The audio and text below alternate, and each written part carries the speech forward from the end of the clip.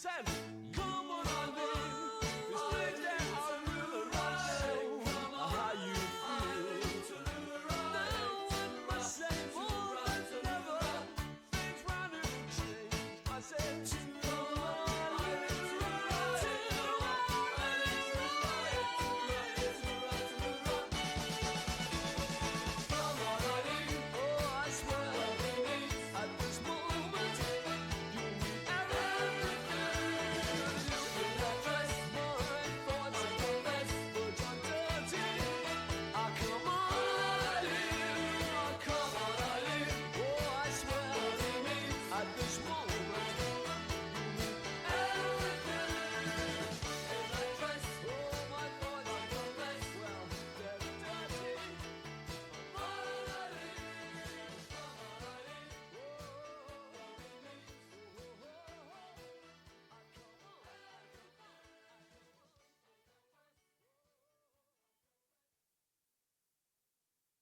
Oh, believe me, for those enduring young chums that I gaze on so fondly today were to suddenly leave you or fly in the night, just like fairy gifts gone in the sky.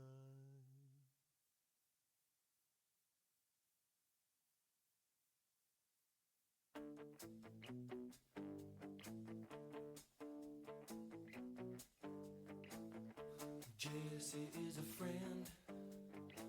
Yeah, I know he's been a good friend of mine. But lately something's changed, it ain't hard to define. Jesse's got himself a girl and I wanna make her mine. And she's watching him with those eyes, and she's loving with that body, I just know it. And he's holding her in his arms late at night. You know I wish that I had Jesse's girl. I wish that I had Jesse's girl. Where can I find a woman like that? I'll play along with the charade. There doesn't seem to be a reason to change. You know I feel so dirty when they start talking cute. I wanna tell her that I love her, but the point is probably moot. Cause she's watching him with those eyes, and she's loving him with that body, I just know it. And he's holding her in his arms late at night. You know I wish that I had Jesse's girl. I wish that I had Jesse's girl. Where can I find a woman like that, like Jesse's girl? I wish that I had Jesse's girl. Where can I find a woman? Where can I find a woman?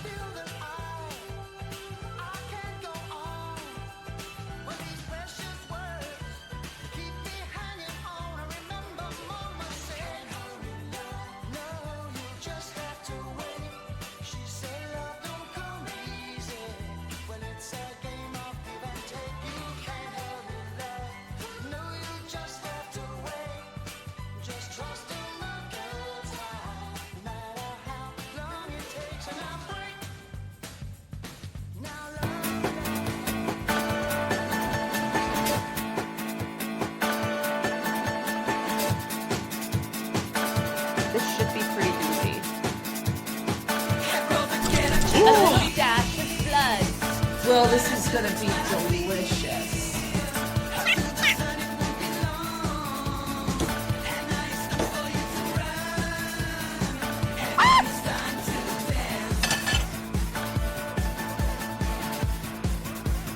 What's that thing behind the stove? Oh! Oh no, I just poured a bunch of water. You love chicken.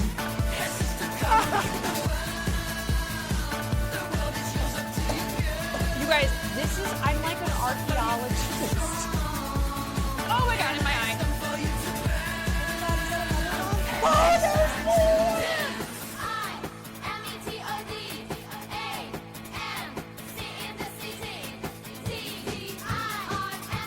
Here she is.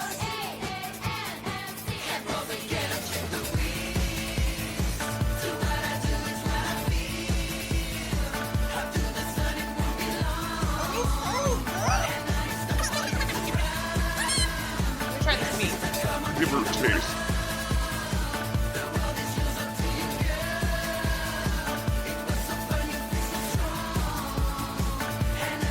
I want it to be a vegetable. A vegetable?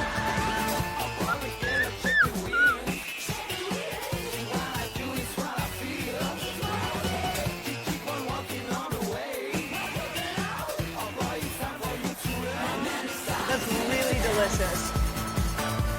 Now, Kit, It looks good. Oh, do you give higher ratings just because I never cook? Yeah. So, mother-son relationship. I give honest evaluations of food. a little weird casserole role play. What's Caroline into? She likes to make me Midwestern dishes and pretend she's my mother. The whole stick is definitely green. We'll be slicing the onion, and I won't be using any eyewear because I'm from Philly. I'm not a bitch. I'll kick you, bitch. And then cheese. You've been cooking in the kitchen like a good girl. It's a boy. Tomatoes?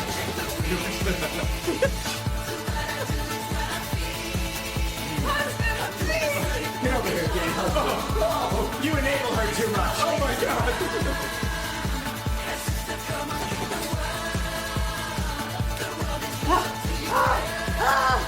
This is your first tap. Careful.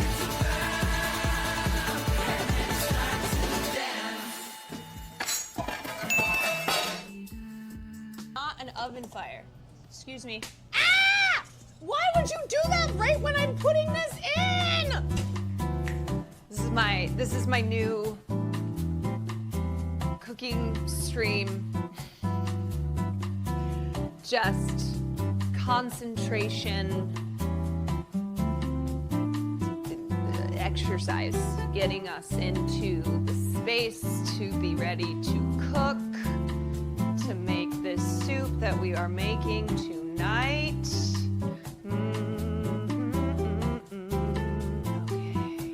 Okay. Hello, everybody. Red leather yellow. Good evening to all. York. Unique New York. How the hell are we doing? What the heck is going on? Oh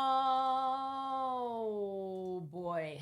Oh boy. Happy Sunday, everyone. Happy Sunday. Oh, Jesus. Come to Brazil. What if I told you I am in Brazil? New cool hat hit the stream. It's not mine. This is Will Neff's hat. I stole it from him. Tonight's dish sounds amazing. We'll see. We'll see if I make it as amazing. Hello, hello.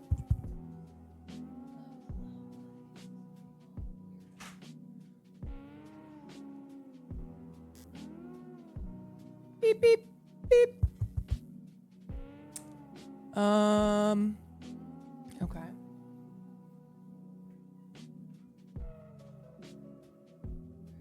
Sorry, 1 second.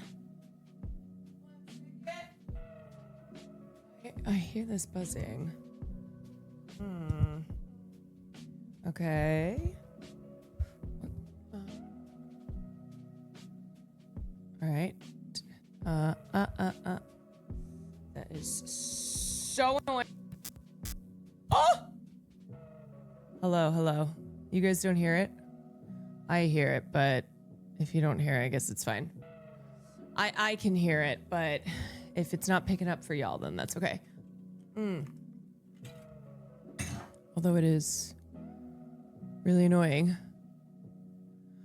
You missed nothing yesterday. That's not true at all.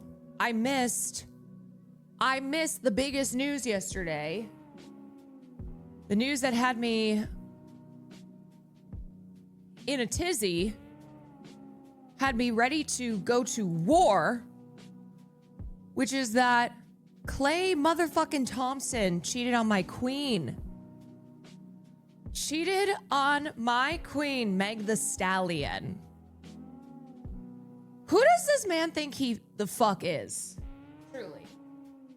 Who does he, the audacity of this motherfucking man, and I have to say, he is a cheater, yeah. All he does is cheat, according to his diary, yes. I have to say, too, I love that Meg put his ass on blast. She did not try to cover for him. She didn't pull one of those, like, oh, you know, KLAY and I have broken up, but we wish each other well. No, she was like, fuck him. As she should. As she should. Mad respect. Yeah, he's such a piece of shit. He did not deserve her. He did not deserve her at all. I can't believe that she ever stooped as low as being with that man, cooking food for him and his family. I'm not kidding you, though. Okay, yesterday. So then obviously there was the shots at the White House Correspondents' Dinner. I saw that and I was like, is Trump alive? Okay, great. I don't care then. Just kidding. Just joking. Just joking. Obviously, it was big news. There's been so many attempts. It's not interesting. I mean, okay, honestly, at this point, there's one of these like every other month. The bigger news was KLAY Thompson cheating on Meg the Stallion. And then also, here's the other news that I am dying to get the tea on. Need to know what happened with Helena Bonham Carter and Mike White. Need to know. Because it was so bizarre. The way that they announced Helena Bonham Carter is now no longer going to be a part of the White Lotus cast. She was cast months and months ago. They were days into filming. She flew out to France. To start filming her role in season 4. And then the announcement of it was like, yeah, there was a misalignment with characters. So Helena Bonham Carter is no longer going to be part of the White Lotus cast. They are revamping the character and are recasting. I'm like, okay, what the fuck happened? What happened? So between Meg the Stallion getting cheated on by that piece of shit and then this tea on the set of White Lotus, I was occupied yesterday.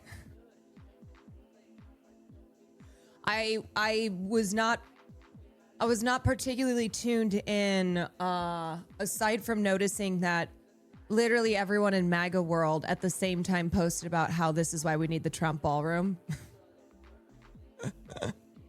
It's like, if you didn't know before that they are clearly all in group chats and they get the script. Well, yesterday is a prime example of that. Ashley St. Clair has been exposing MAGA people, and it's not anything necessarily shocking. It's not like new new surprising info, but she's basically just confirming what we've known to be true. How many times have these group chats been leaked? I know. Evidence found about the shooters.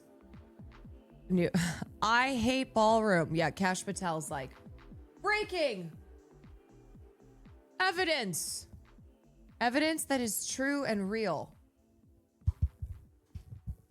At 100%. I definitely didn't write those on these bullets. This is literally how I found out about the newest attempt. Dude, I'm fucking crying. He's just trying to tweet about basketball, and here comes this unhinged lunatic.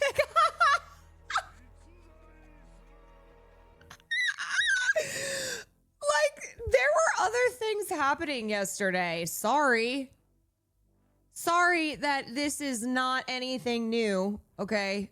Attempted assassination of Donald Trump. Been there. All right, other stuff is going on. Ben Stiller tweeting, got it done. This is one of my favorite brands of tweets where somebody posts something that makes it seem related to whatever big news event a lot of other people are talking about, but they are not talking about that. And Nancy Mace goes, got what done? Huh? Nancy Mace is like, I have insider info that Ben Stiller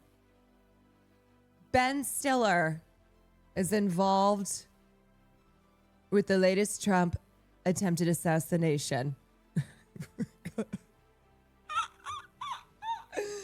Oh my God. What a joke. Oh, everything is so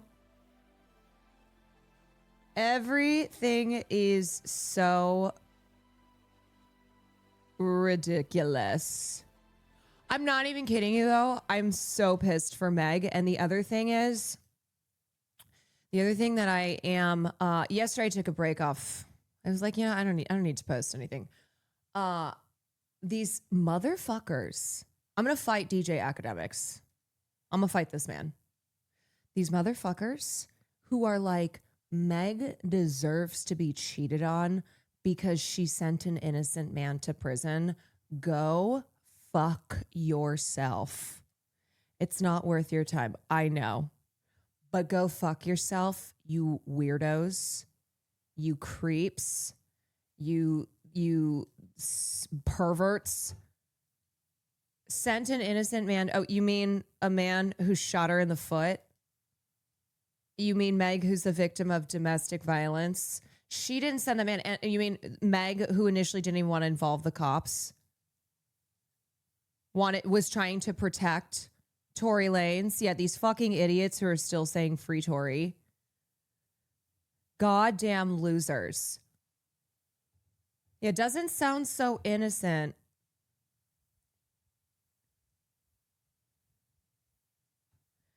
So the other thing is that I saw, of course, I saw the clip farming accounts who just spread lies. There's not even disingenuous framing. They just totally lie. And they were posting old videos of KLAY Thompson. And they're like, Meg the Stallion actually cheated on KLAY. She cheated on KLAY first, and she was demanding he give her money every month. I'm like, okay, y'all know you're talking about Meg the Stallion. My queen doesn't need this dickwad's money. First of all, okay. Second of all, nice try.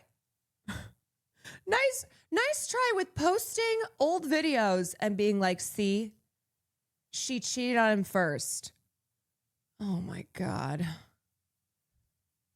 She was cooking for his family. I know. And then I saw other people be like, trying to denigrate her for cooking and showering her man with love when they were in a relationship and before she found out he was cheating on her.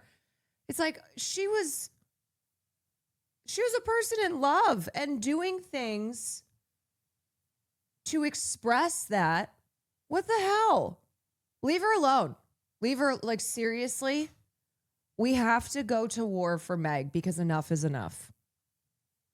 Saw the whooping they're in for this week and decided to send one of their own to attempt to slime out Trump in order to distract from KLAY Thompson and Megan Thee Stallion. It's true. Clever, but it won't work. The Lightskins saw the whooping they're in for this week and decided to send one of their own to attempt to slime out Trump in order to distract from KLAY Thompson and Megan Thee Stallion. Clever, but it won't work. This queen is entirely correct, okay? I believe this. More normies know who she is, just like Simone Biles. I am so sick and tired of men who are disrespecting these queens out there, men who are threatened by these women's success. This is the real news, exactly. Mifa Grace, thank you for the prime. Asian Scales, thank you for the 29 months. Okay, wait, this is driving me up a fucking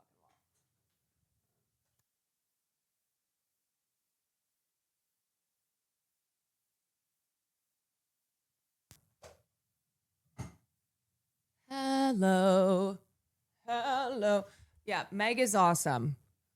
Okay, she should get to do one crime a day at this point, honestly. Spot on analysis. Hegel predicted this. He did.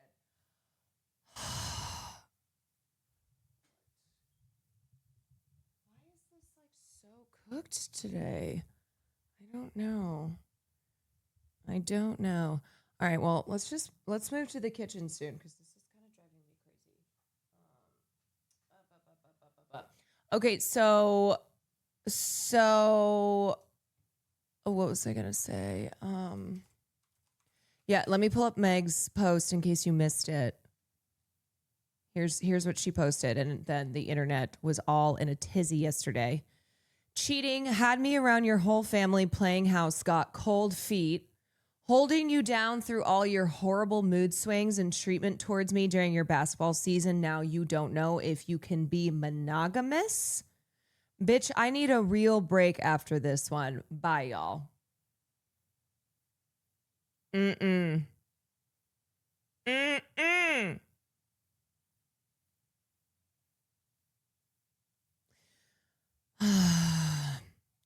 Meg, who has a degree, is incredibly talented, beautiful, rich as hell, can have literally everything at her beck and call. She chose to live that life. You fumble that shit, you're a fucking moron. Never deserved her.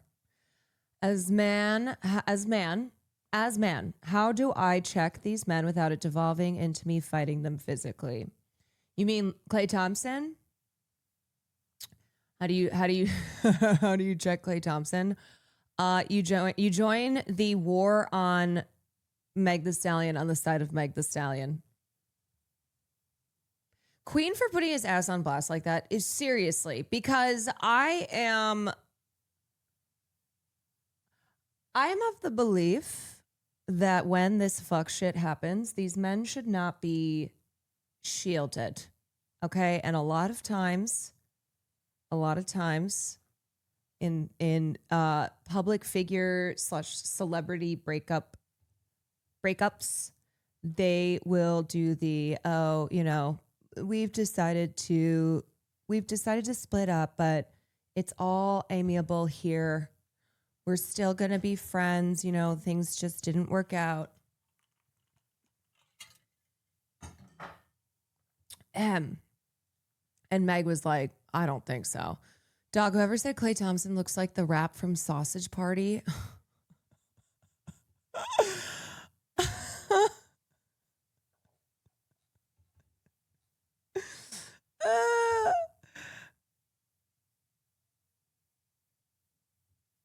He does though. This is real.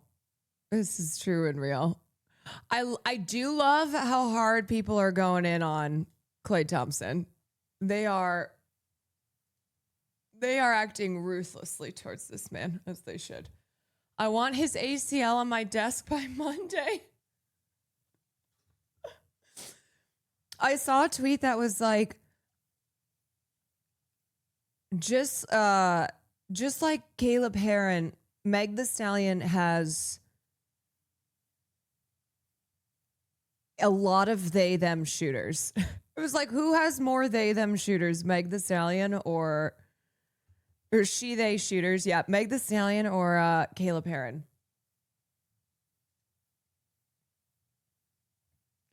Zaran Mamdani, what is your plan to ban Klay Thompson from New York City? He needs to respond to this. We need an answer.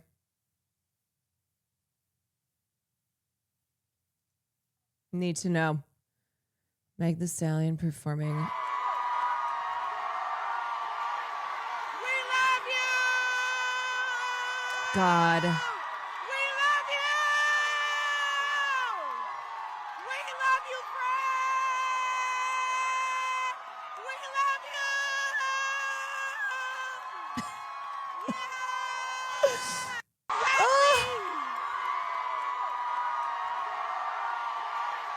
I mean, okay, seriously. Seriously. Meg has been through so much. This woman has been through hell and back.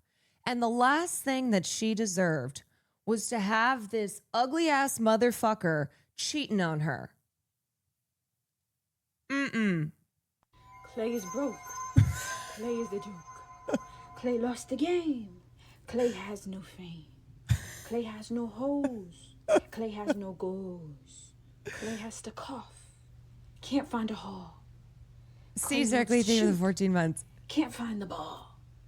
Megan is joyful. Megan is free. Megan is outside. I'm not kidding you. This is the shit that I was about to be doing yesterday.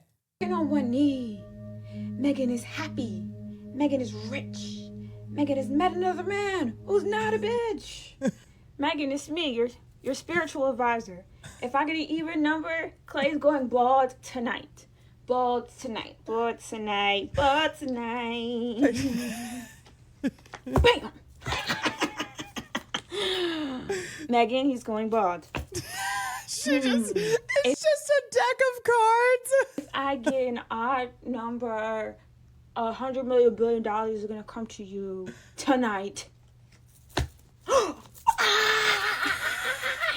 She's too I see powerful. good things in your future, Megan. I see good things in your future. A new, better man, woman, or person. Give me an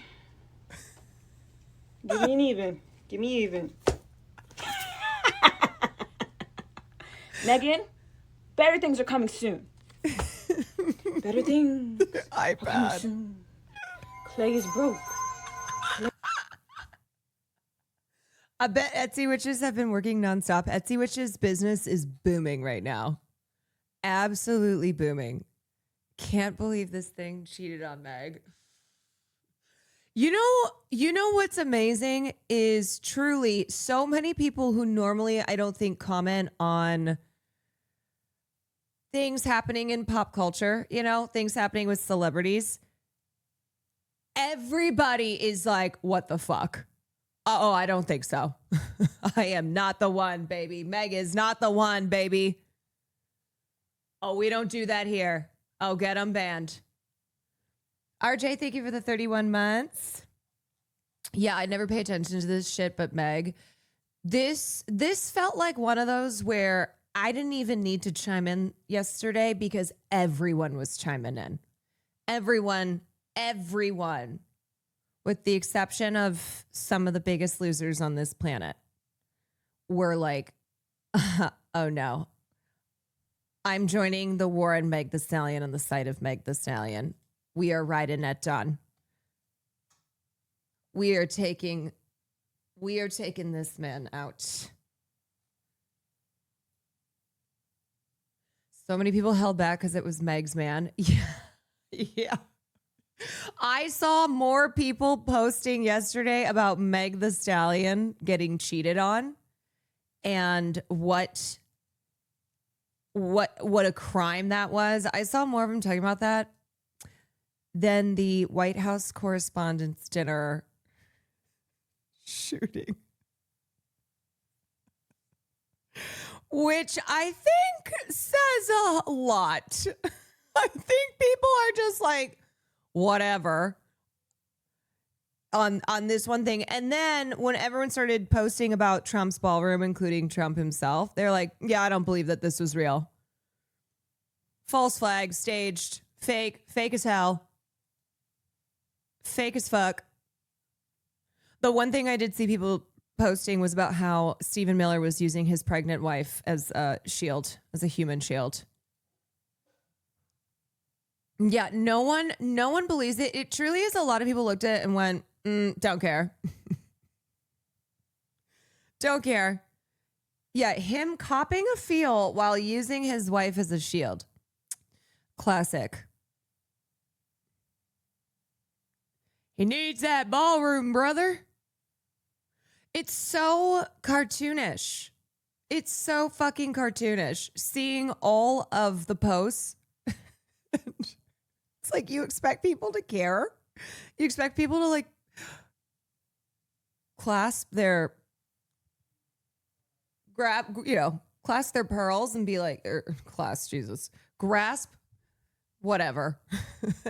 and be alarmed. Suboptimal, thank you for the 10 months. Mercury, thank you for the 4 months. Clutch. Yeah, what am I trying to say? Again, don't care. Whatever.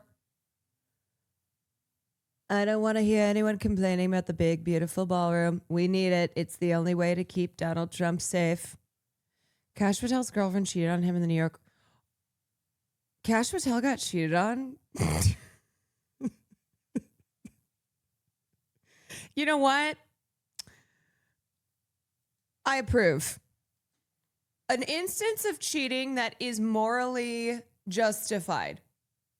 You didn't see this? I am not exaggerating when I said the two pieces of news that I was much more closely following yesterday was the White Lotus tea and Meg getting cheated on. I am not exaggerating. No, I completely missed that this happened. Say more with Threads. Get the fuck. Oh my God. Freaking ass Threads. Freaking ass Threads. Can I just open this without having to be logged in?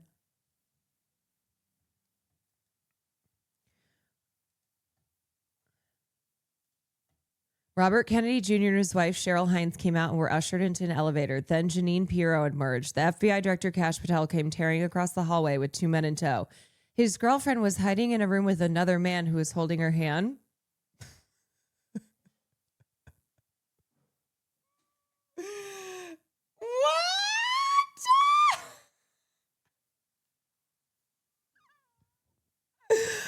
Oh my God. Reporters are about to be taken back into the ballroom. The show will go on, apparently. You know they snuck this line in there, knowing full well that this is all people would focus on. Wait, what if it was KLAY Thompson? What if the man who's cheating with Kash Patel's girlfriend is KLAY Thompson? It all comes full circle. This is the journalism I live for. I'm choosing to believe this is true. I'm choosing to believe that Kash Patel's fake girlfriend was hiding in a room with another man who was holding her hand, and that man was KLAY Thompson. The shooter said the only admin he wasn't going after was Kash.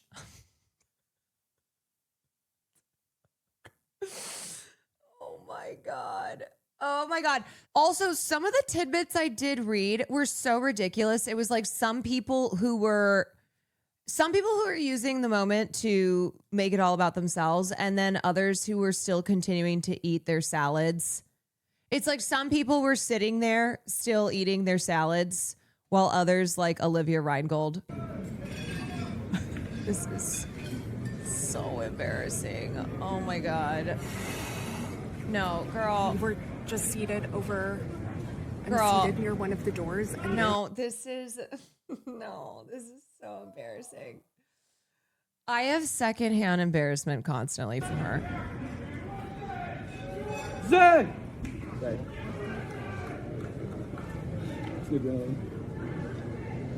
People are shouting USA now. Oh my God, you guys. I'm only going to keep the focus on my face and not show you anything that's actually happening in the ballroom. People are chanting Donald Trump. Donald Trump. Yeah, also the pigtail buns to the White House Correspondents' Dinner. What are we doing here? What is going on? I don't know. I just heard like 4 huge knocks by this door. Everyone.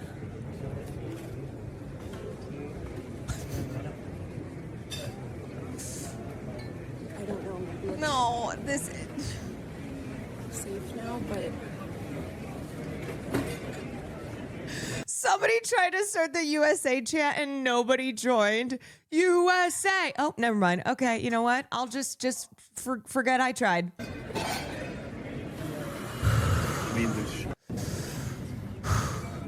Oh my God, you guys. This is not a drill. This is not a joke.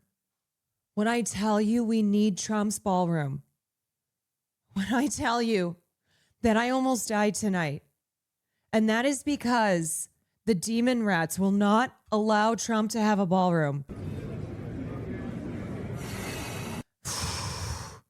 It is so... I have so much trauma from this. You can see it on my face. You can hear me breathing like this. Tip for younger reporters, point your camera at the thing that's happening. Oh, Olivia. It was Dan Scavino, apparently, that's tried to start the chant. Absolute fucking clown administration. Every single thing just more ridiculous than the rest.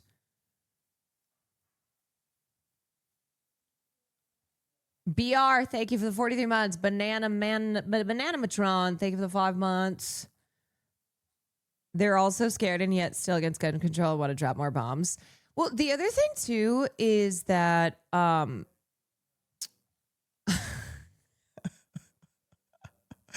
Hey, man, I just read in the New York Times that your girlfriend is cheating on you.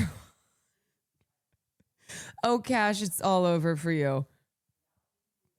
Oh, it's all over. You're getting ratioed by Connor Eats Pants. That's it. It's time to pack it up. It's time to pack it up. What was I going to say? It's just so ridiculous because the White House Correspondents' Dinner is supposed to be one of the most secure lockdown events. That is where in 1981, someone tried to take out Ronald Reagan. Must have been the grandparent of one of these attempted Trump shooters, given how terrible they are at getting things done. But yeah, it was to impress. It was the guy who was trying to impress Jodie Foster. Yeah. Remember when that's what stands used to do? They're like, let me take out evil Republican presidents in order to impress my favorite actress. Guns, and they were screaming, "Get down." I didn't get down. It was fucking awesome. I literally took every minute of it in and Juxtapose this with Olivia Reingold. People are starting to chant USA. It was a pretty crazy, unique experience. So you were on the aisle? What exactly did you see? We were sitting right in front of the table. Okay. This is his dream come true. Right in front of where It was like a video game. It was like Call of Duty. It was awesome. Yes, and what exactly happened? So crazy unique. Like nobody got tackled, but guys came. It's like he's describing, I don't know, going like going cliff diving or something. It was a pretty crazy, unique experience. Or like trying out some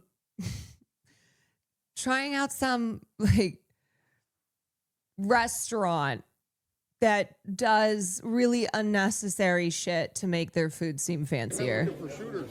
They came toward our table. I thought the shooter was over by us or something. But yeah. So you didn't see the actual attacker itself? Okay. You know, these guys fantasize. They fantasize about this all the time. All the time. Started getting noisy. Tables getting flipped over, guys running in with guns, and they were screaming, "Get down!" He's so excited. Corpse Grinder, thank you for the 8 months, Loushed. Thank you for the gifted sub. I was just like Batman in there. At least someone had fun. Yeah, not Olivia, though. I am okay. We are trying to exit now. Oh, my God. Most of these people are so horny over the fact that their gala was interrupted by a shooter like a Batman movie. Yeah, a shooter who just ran past all of security and then was and then what? Just started blasting? It just Naruto ran past, or like the kids and weapons ran past, and security was just like, IDK. I don't know. He's excited to live in a country where it's like a video game where rich folks like him just pretend it's fun. Okay, this was maybe the funniest fucking post from yesterday. Deborah Lee, who is one of these MAGA Zionist influencer girlies, posted this and then deleted it afterwards, but not before people screenshotted it. Shooter at White House Correspondents' Dinner. Shooter is dead, which is not true. Thank you, Secret Service. Posts a high-angle selfie doing duck face, and Taylor Lorenz is in the background. You cannot make this shit up. How did I end up in the background of the viral MAGA influencer shooting selfie?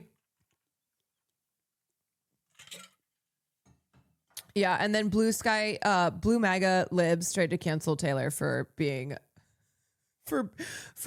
being on she was hired by, I think, Politico or something to cover certain stuff happening in DC. I don't know. She was on assignment. Yeah, they basically tried to cancel her for being on assignment as a journalist.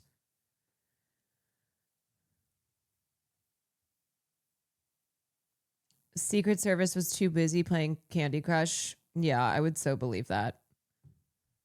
I'm sure some of them were like, as the shooter's running by, I can't stop now. I can't stop now. I'm about to get a personal best. I cannot stop laughing at this shit. This is why it's like, why do you think anyone should take this seriously when look at all the responses from MAGA land? You expect the general public to be like, oh my God, I can't believe there was another attempted assassination at the White House Correspondents' Dinner. When it's like, these people don't take it seriously.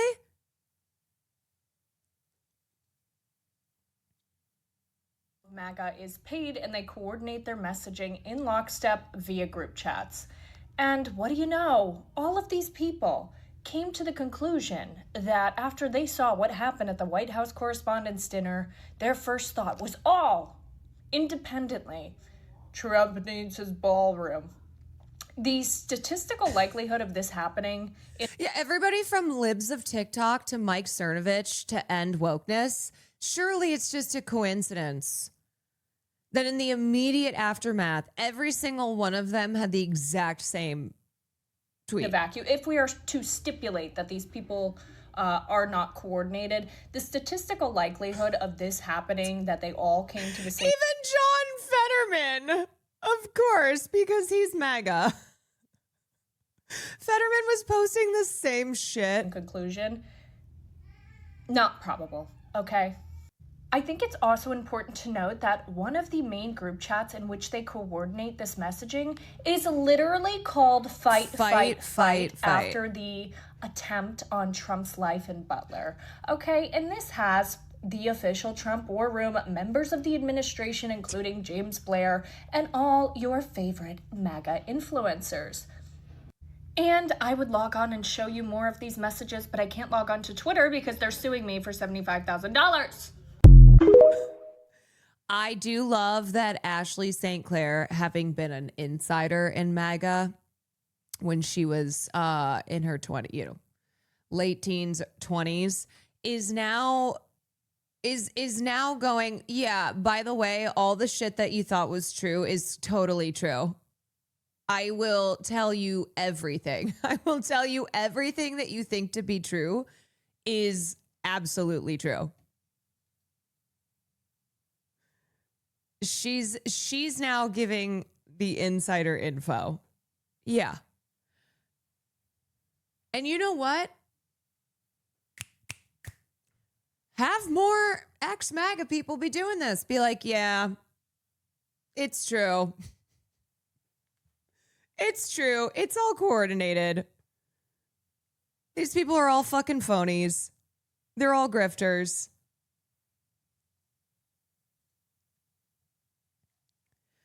While journalists inside the White House Correspondents' Dinner celebrate the powerful we brought them the face of Lebanese journalist Amal Khalil and asked a simple question: why are you silent while your colleagues are being killed? From Gaza, Lebanon to Iran, reporters are being killed by Israel. Civilians are under bombardment. History will remember who spoke up and who partied with war criminals.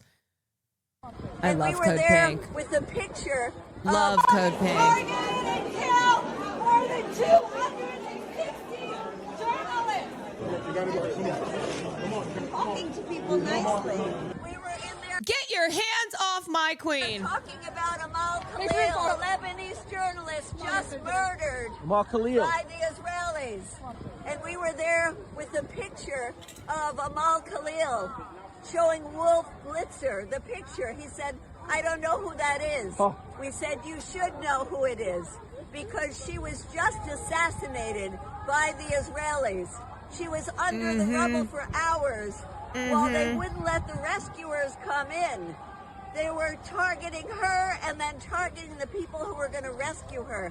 By the time the rescuers got there, she... How come Blue MAGA isn't going after Wolf Blitzer and other journalists from liberal news outlets for actually being attendees, for being like very friendly with all these people?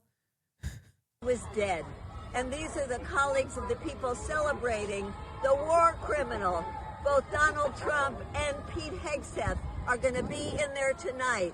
And these journalists, in quotes, are celebrating while people are being killed in the West Bank, in Gaza, in Lebanon, in Iran. Every single day, their colleagues, their journalists are being murdered. Saw Jen Psaki in there. She turned her back. We saw Sheryl Sandberg. Yeah, it's giving Democrats at the DNC walking by the pro-Palestine group outside and covering their ears. Mayor turned her back. Turned her back. Turned her back. These are not journalists. The people on the ground in Gaza are risking their lives daily, having to report on their own people, their own families' deaths. We just saw Amal Khalil in Lebanon. And these journalists are sitting here partying with Donald Trump and Pete Hegseth and Stephen Miller. And this is how they treat us when we try to tell them, all we want is for you to report the truth. Talk about the genocide of Gaza. Talk about the genocide in Lebanon. Talk about the illegal war on Iran. Talk about these things instead of just staying silent and then coming and partying with the war criminals. Love these women. This moment will go down in history, and these people are on the wrong side of it. How dare you all just stand here and party with war criminals?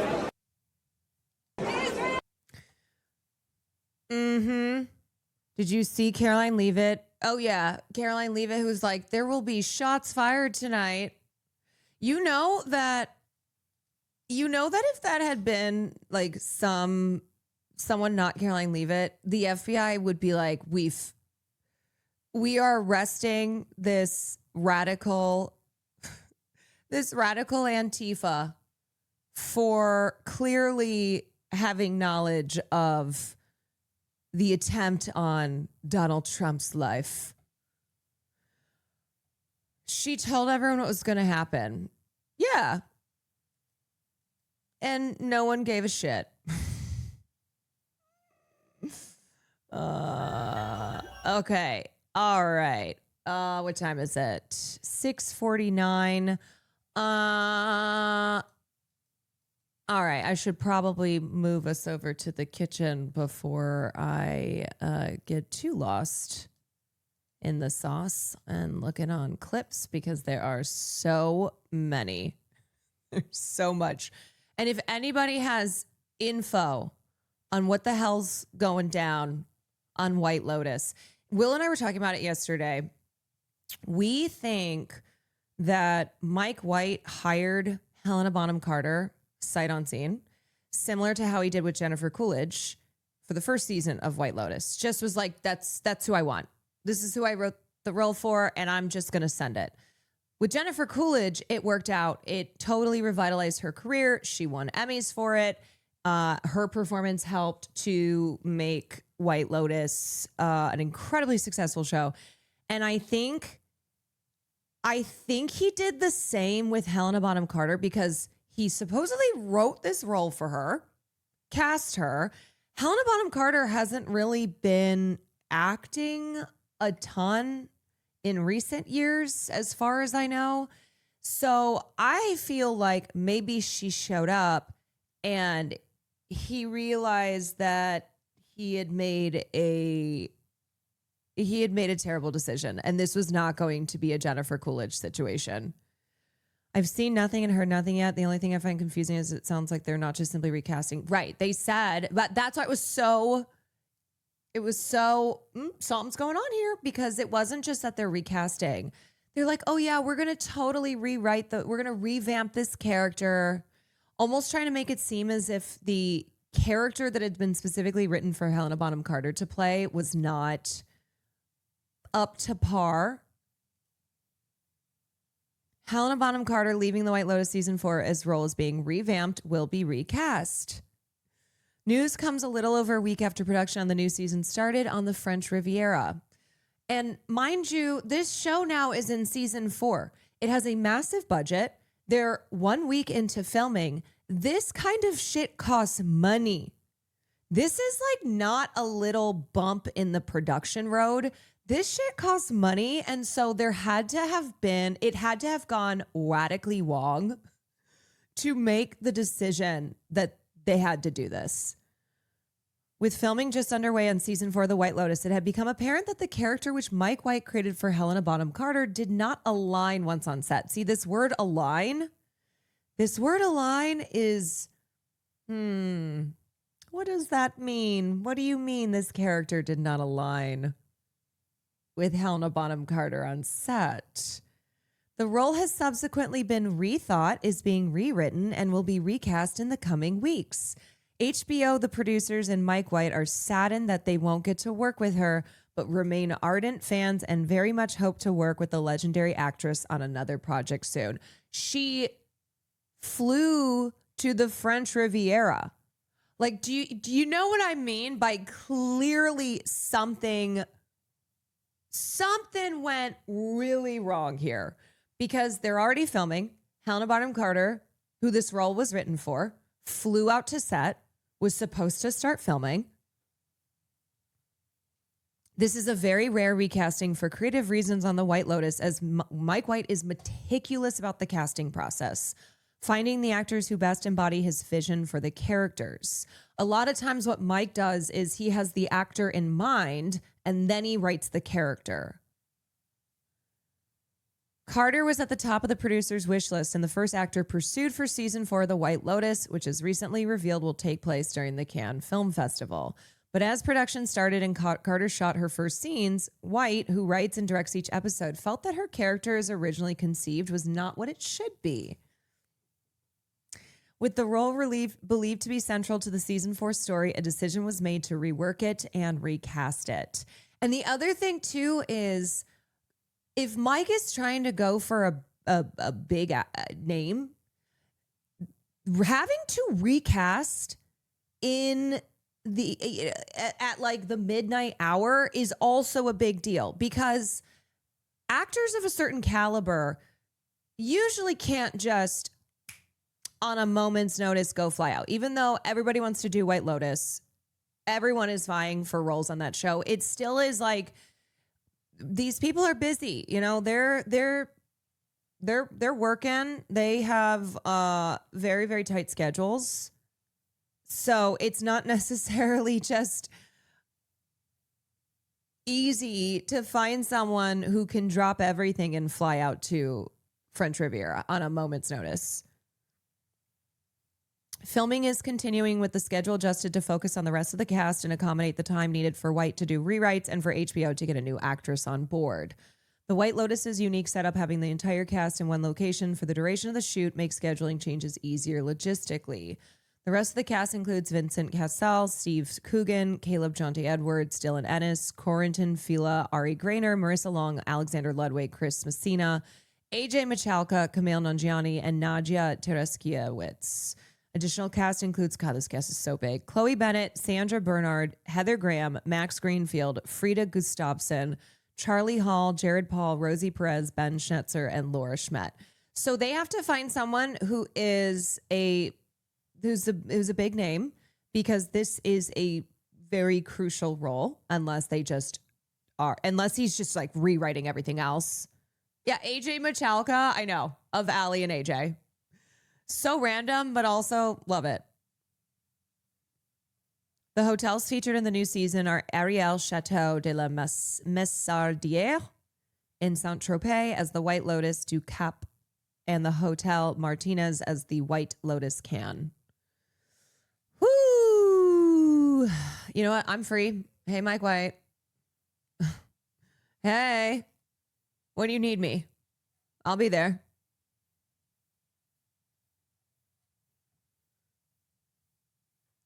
I mean, either HBO's covering up for something someone else did during production, or the actor couldn't do the job as expected.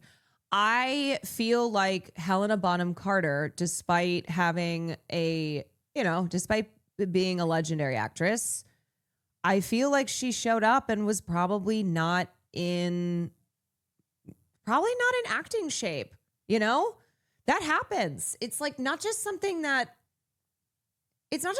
like you can just show up and do, especially if you have been out of practice, and if you're just not prepared. So it's possible that she showed up and they were like, oh no, this is not the Helena Bonham Carter that we thought was going to show up. Cast Nicole Kidman. I mean, for as busy as Nicole is, you know that she's available too. Nicole has more hours in the day than the rest of us. So I'm sure Mother Nicole could step in. She's probably like, yes, I'm doing 10 movies and 15 shows at the moment, but yes, I'm in. Tweety Bird. She would be amazing, or Demi Moore. Well, we don't even know what the role is. We don't know what the role is. We just know that Helena Bonham Carter was the first cast, that this role was written for her. IDK. Who's the director? It's Mike White. Mike White directs every episode.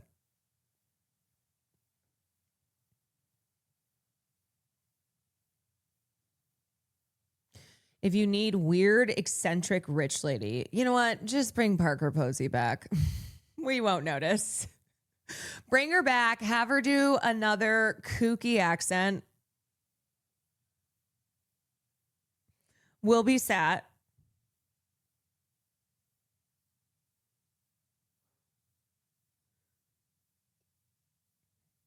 Can you do your Jennifer Coolidge impression? Or hire me and I'll do a Jennifer Coolidge impression.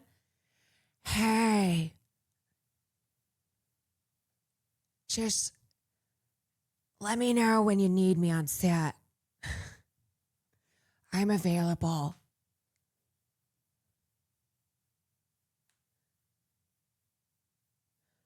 Watch Survivor to see Mike White. Yeah, Mike White has a lot of lore. Don't they usually bring one of the guests back? Yes. I don't know if we know who's coming back for this one. It would be really funny if Parker Posey came back. Once my sister walked in on me watching stream and asked if you were doing a Jennifer Coolidge impression. Nailed it. Keep the 3-name trend going. Ooh, Mary Louise Parker. Ooh. Wait. She's on season 1. Oh, wait. No. No, she's not. Wait, no. I fucked up. Oops. Sorry. No. Nope. No, she was not. Mary Louise Parker, cast her. Daniel Day-Lewis, cast them both.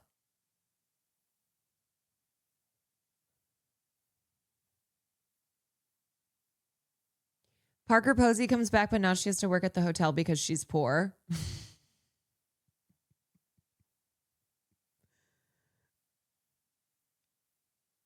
Would Lisa Kudrow be good? I thought I remembered seeing casting rumors for Lisa Kudrow, but I guess that never materialized. What about Julia Louis-Dreyfus? I mean, Julia Louis-Dreyfus, it would be incredible in anything.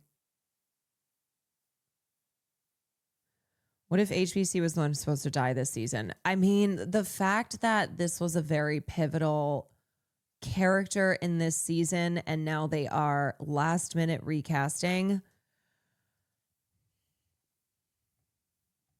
I don't know. Maybe.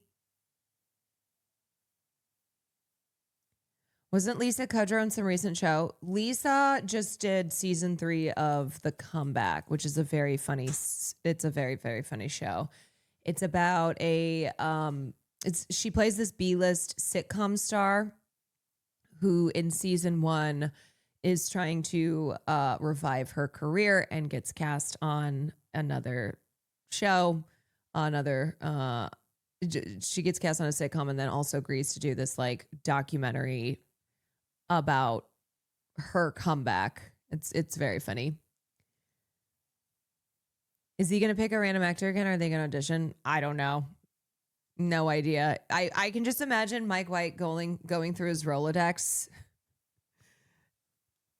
and frantically trying to find someone who fits all the things that he needs while also rewriting this character.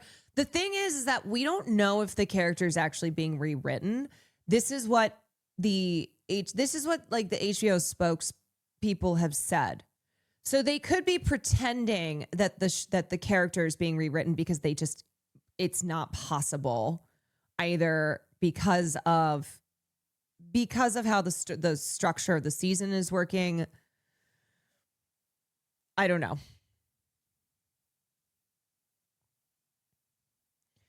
They should cast Hannah Einbinder. Well, again, don't know the character, but if you had Helena Bonham Carter, who was the first pick, who this character was written for, you have to imagine that they need someone who's like similar type to Helena Bonham Carter. Isabella Rossellini. We'll see. We could take guesses. Get in on the prediction market. I'm sure that there's already some predictions somewhere to bet on who Mike White is going to replace Helena Bonham Carter. Is there a Kalshi bet? I'm sure. Okay, let's move over to the kitchen so I can get us going on the cooking stream and then we can get to film class. Woohoo! Woohoo! Okay, everybody, here we go. Wow, that looks so appetizing.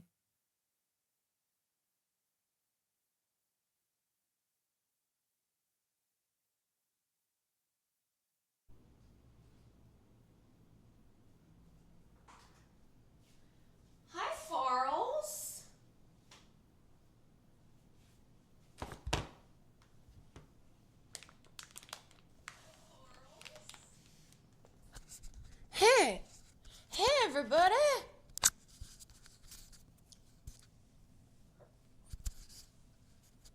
Farley's glaring at me. I don't know why. What did I do? Nothing except give him treats and love. He's just... Why are you pissed? Why are you pissed? I don't know. He's pissed as per usual. Okay, so... So everybody, everybody, everybody, everybody, everybody, everybody. Let's see what we got here. Sunday. Chill music. Sunday chill music. Sunday chill music. Hello, chill music? Play on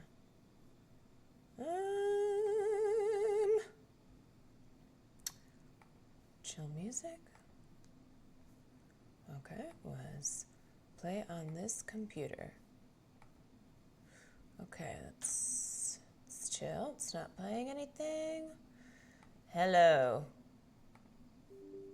Oops. All right, maybe we won't have anything. How do you cook in such a blurry kitchen? I just have to guess. Let me close out of that. I just have to guess where things are. The depth of field. Yeah, I don't know why. I don't know why it does that. It didn't used to do that, and now it does that. But whatevs.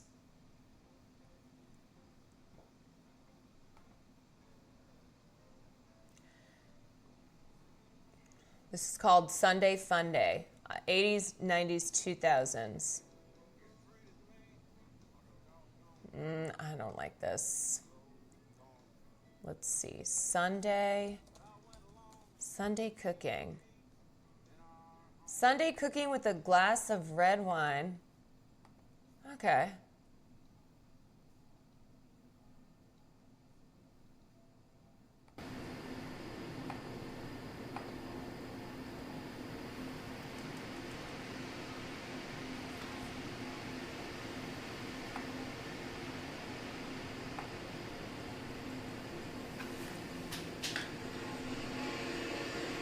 Why does it sound like that?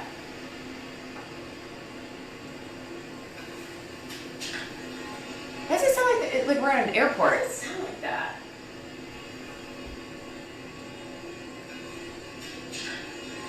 Why does it sound like we're at an airport? Why does it sound like that? Okay, wait.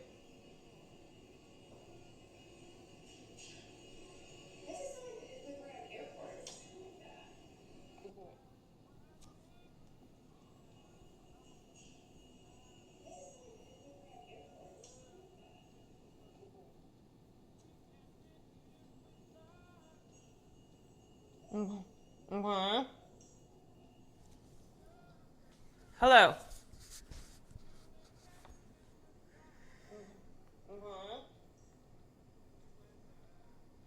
Hello. Okay, it's better now. Yeah, I think it switched my mic.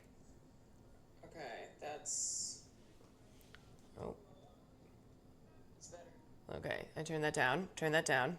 Turn that down. Is Austin Show coming in for a landing? Probably. He's probably in my walls somewhere. Okay, everybody. Today we're gonna make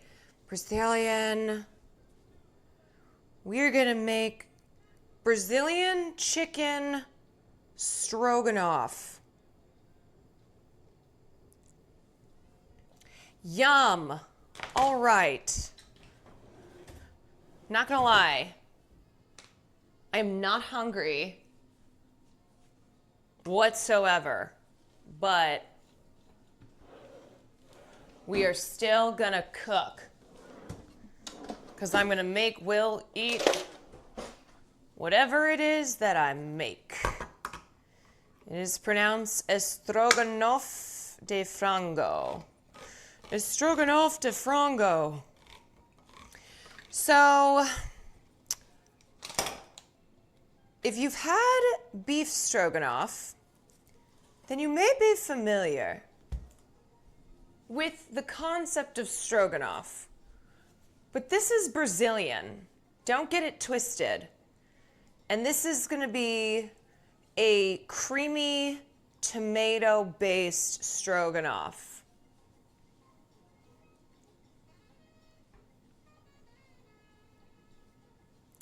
I cooked it recently. Yeah, I hope this is good. I will tell you that I took my rice cooker out earlier, and I guess the last time I cooked rice, I forgot to throw it out, and somebody in this house just put the rice cooker in the pantry. So I opened it up earlier to make rice, and it was the scariest thing I'd ever seen in there, and I literally screamed out loud, and Will came running, and he's like, "What happened? What's wrong?" And I was just a look of horror on my face, pointing at the monstrosity in the rice cooker. Yeah. I didn't know, so I didn't have a mask or anything. So hopefully I don't know, turn into a monster or like, J.K. Rowling. Did you take a picture of it? No, I was so, it was scary. It was really scary. You wouldn't have wanted to see it unless, I don't know, you're a freak like that. I'm telling you though.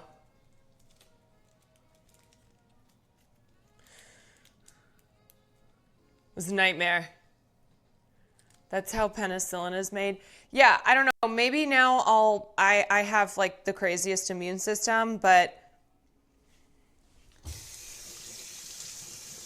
it was not good. So I didn't have time to clean the rice cooker as I needed to. I did make Will throw everything out. I was like, I'm not touching this. So you're going to have to do that. Is this the famous Quan culinary arts from the Quan dynasty? It sure is. Okay, y'all. Let me pull up our recipe here and see what we got going on. Brazilian chicken stroganoff.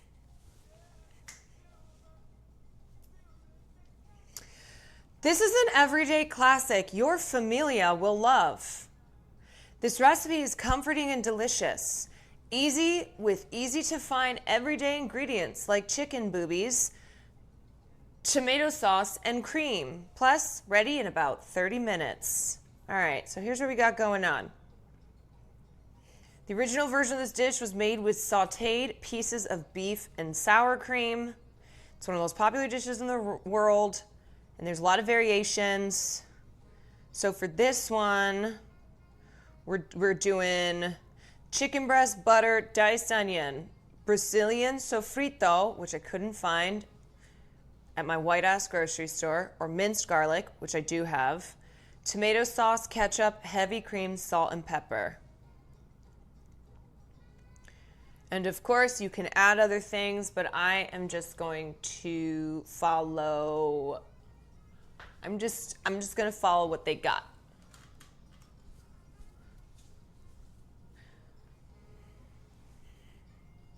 All right, so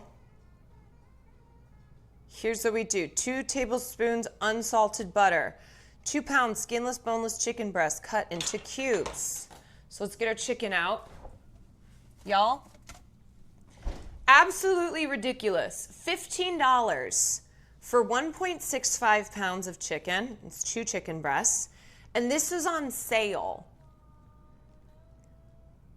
This is not fancy Erewhon chicken or anything like that. It's air chilled, very basic, ridiculous.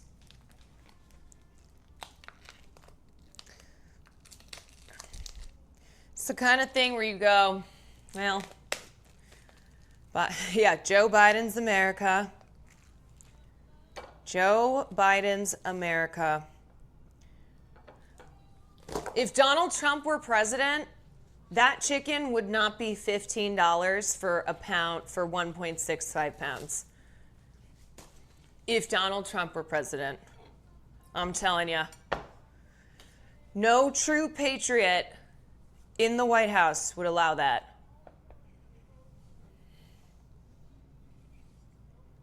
How the fuck is anyone supposed to build an ass in this economy?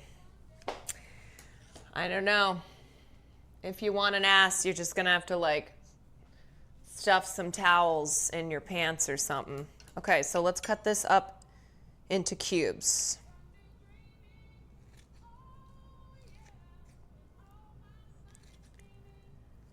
My Sunday scheming.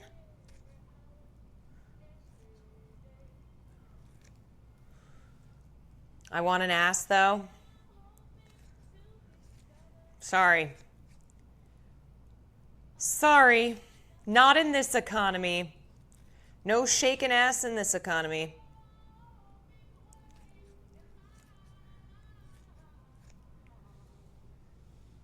I'm trying to pay off my chicken with Klarna. Wait, what was like the first time that was introduced with a fast food restaurant where it was like, you can now use payment ads to pay for your double cheeseburger at, it's like Burger King or something. It's like, oh, wow, great, thanks. Just what we were hoping for. Payment app for my Crunchwrap Supreme.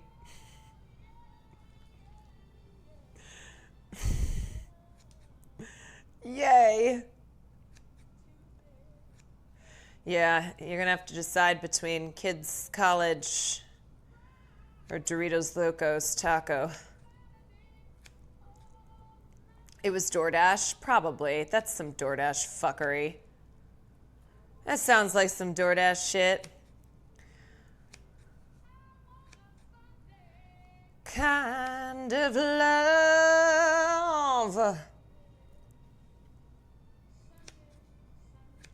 Sunday kind of love. It's a little Jazz Sunday, everyone. Just a little Jazz Sunday for you all.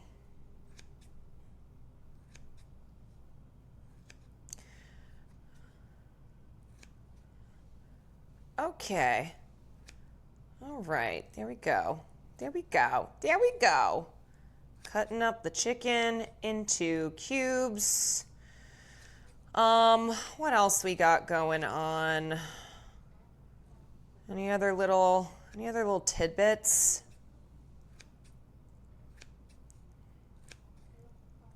People are so furious about the Possession remake. I don't know if I have seen this strong of a response to the announcement of a film remake. And last night, I was hanging out with some friends, drinking a couple beers, and I explained to Marsh for 30 minutes, because he didn't know what, he's never heard of the film. And so I cornered him, and I was explaining to him for 30 minutes as to why this film does not need a remake, and it is also literally impossible.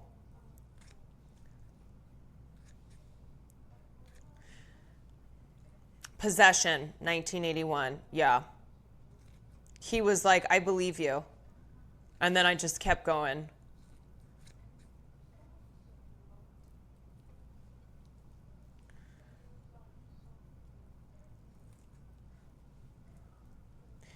Never seen it. It looks amazing. Yeah, it's a wild one for sure.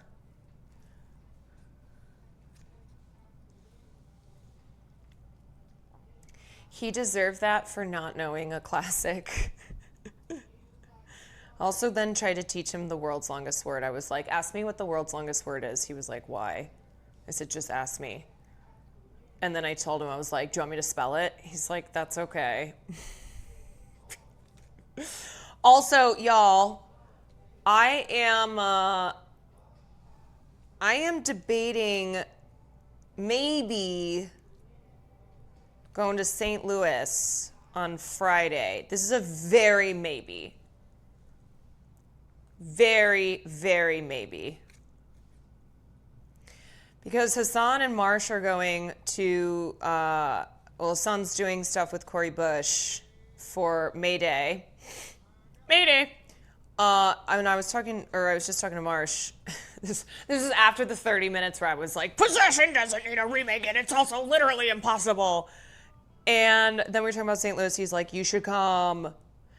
And I was like, gosh, I haven't been back to St. Louis in so long. It would be nice. Even if it's just like for a day. But I don't know. I haven't decided. It was one of those where like last night when we were talking about it, it seemed like the best idea. We're like, yeah. He's like, just, you can stay. I have a hotel room, so you don't have to worry about that. Just get a flight. I was like, yeah, totally. It's like, let's do it. So, I don't know, because next week's kind of busy. And, ma'am, this is a Wendy's. She's still my money.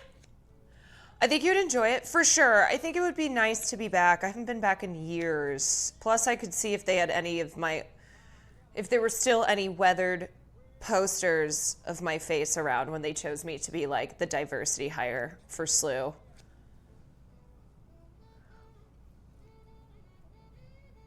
Haven't done an IRL in a minute. I know. So I just gotta kind of, I don't know. I just gotta think about it. Think if I can make it work in my schedule. Ugh. God, uncooked chicken is so fucking nasty. Every time I'm doing this, I'm like, why do I eat this? Oh. All right. Okay. It's up to you. Yeah, I'm just kind of voicing what potentially I might go do.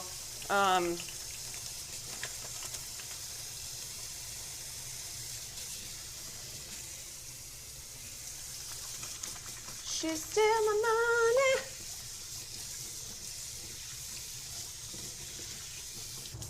Okie dokie. Next up, we are going to shave this onion. And by shave, I mean chop it up. Plus, on the plane ride, you can sit next to Marsh and go, so want to hear me spell the world's longest word? What I would do is actually, I would take secret photos of Hassan and Marsh sleeping on the airplane, and then I would send it to Laura Loomer and be like, $10,000, please.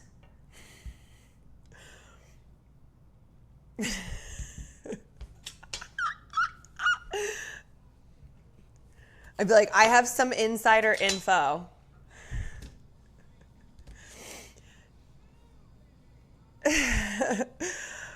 But because we were talking about St. Louis last night, it reminded me of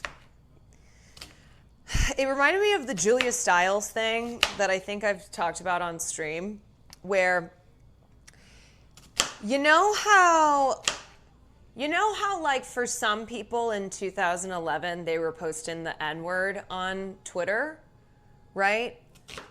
And then years later, people were like, hey, remember when you posted the N-word on Twitter? Well, for me, in 2011 on Twitter, I was posting about Julia Stiles. Let me explain, and I'm sorry if I already told this story, but I'm telling it again. So, in 2011, this was still the early days of Twitter, back when we were having fun, my friends and I, we decided it would be really funny if we spread this rumor that Julia Stiles was coming to SLU, okay, St. Louis University, which is where I went to college. And I think we must have been like one night just hanging out in someone's room watching Prince and Me or 10 Things I Hate About You or something. And we were like, you guys, wouldn't it be so funny if Julia Stiles came to SLU? Because nobody came to SLU. Like, we weren't one of those nobody came to SLU aside from Aaron Carter. But we just weren't one of those places that people really came to, famous people.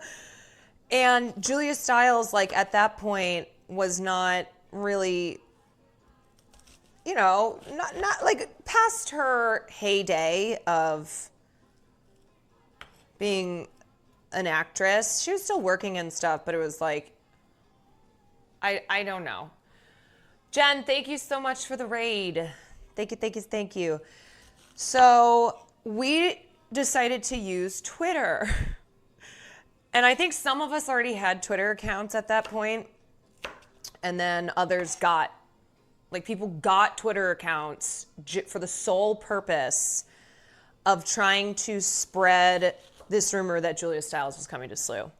So we started tweeting and then tweeting at each other and being like, oh my God, I'm so excited. I can't believe Julia Stiles is coming to SLU. This is going to be the best day ever.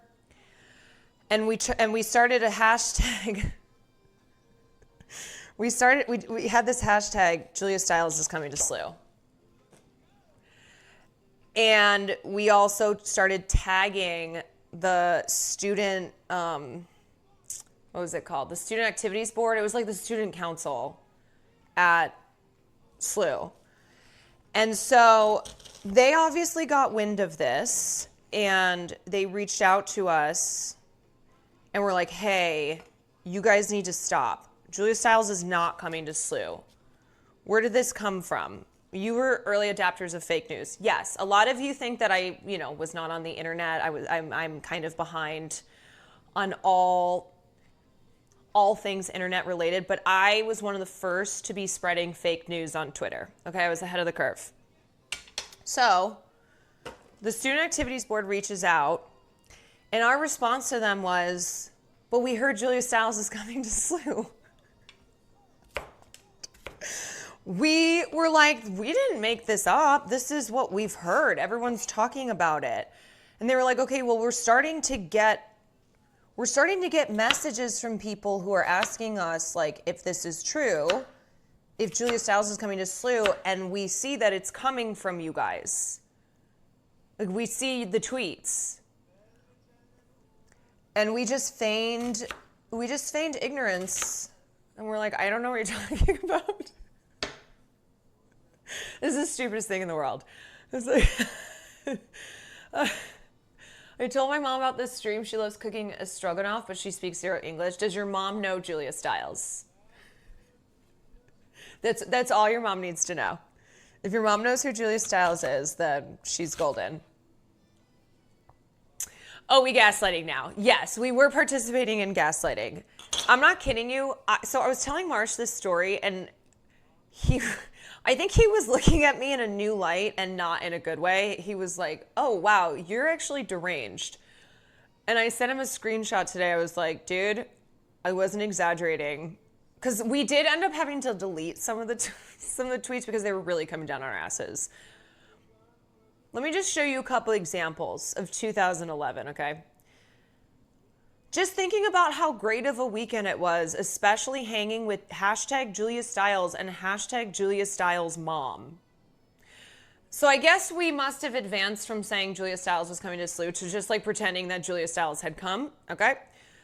Hashtag Julia Stiles, you don't always have to be, and then a quote, you don't always have to be who people want you to be. Life lessons from Julia Stiles. I don't even know if that's what she said.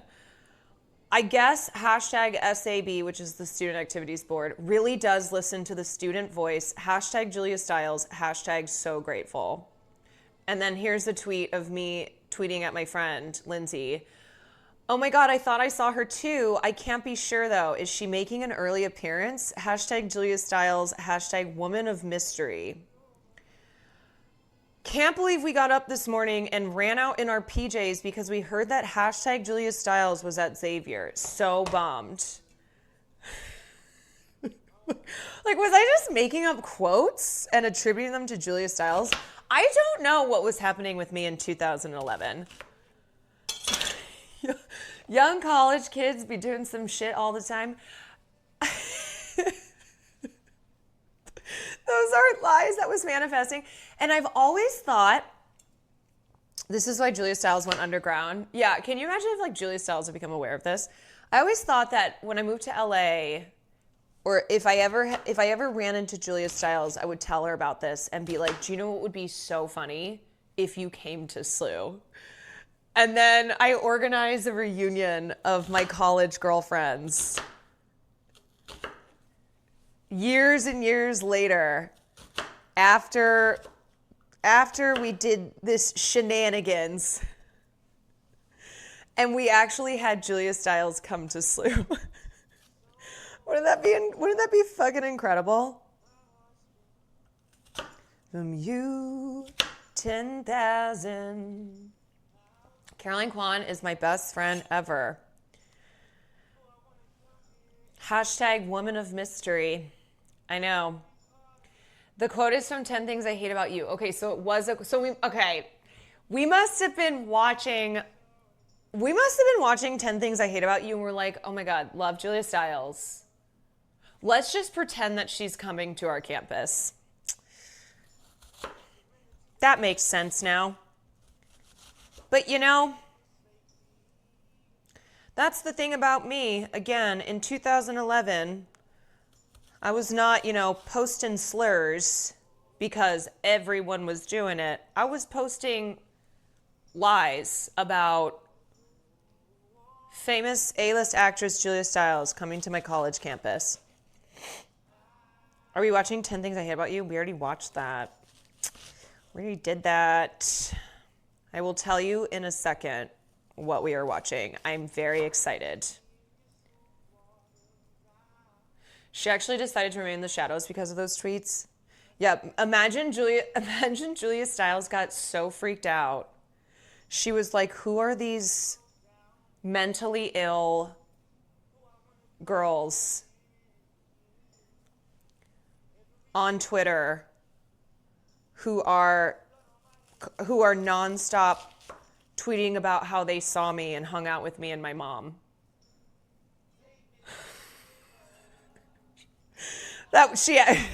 Turns out that she actually got a restraining order against us.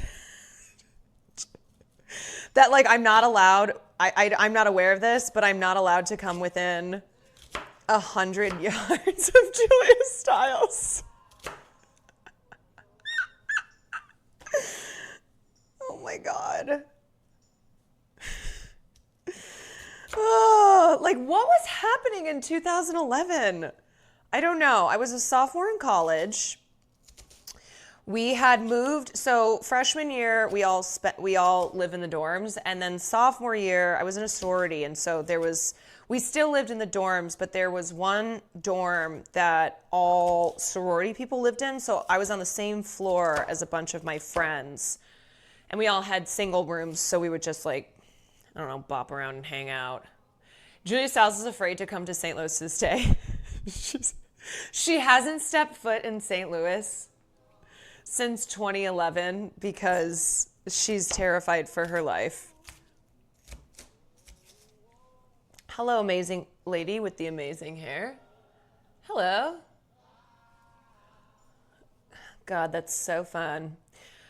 Like, what else was happening in 2011? Jog my memory. Barack Obama was president. Whatever.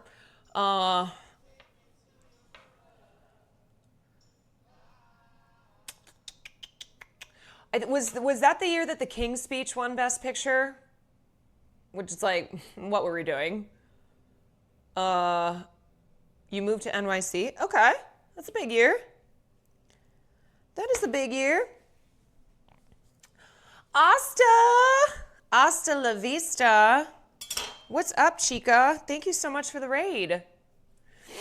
Hi, everybody. Welcome in. I'm just doing a little Sunday cooking here. Sorry for the blurriness. I can't fix it.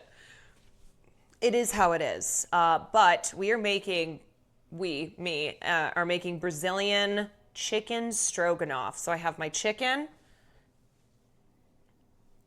I have my onion, which, have my eyes gotten stronger?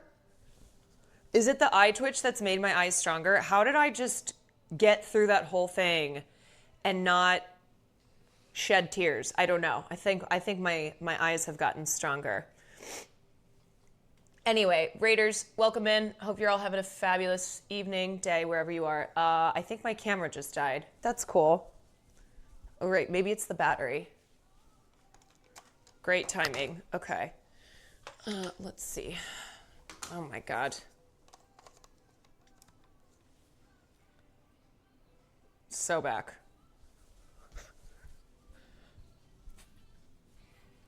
Anyway, 1 second, please. It's because my eyes are too strong.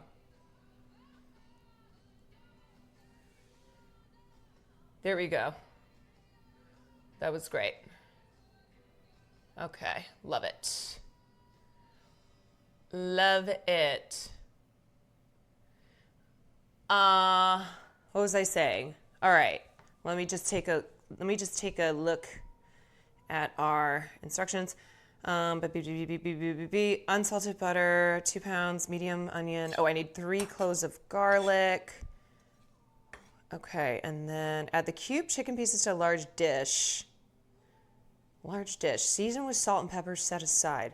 Place a large heavy bottom pan or Dutch oven. I never read the instructions before I cook, just FYI. A little something about me. So I was like, so what?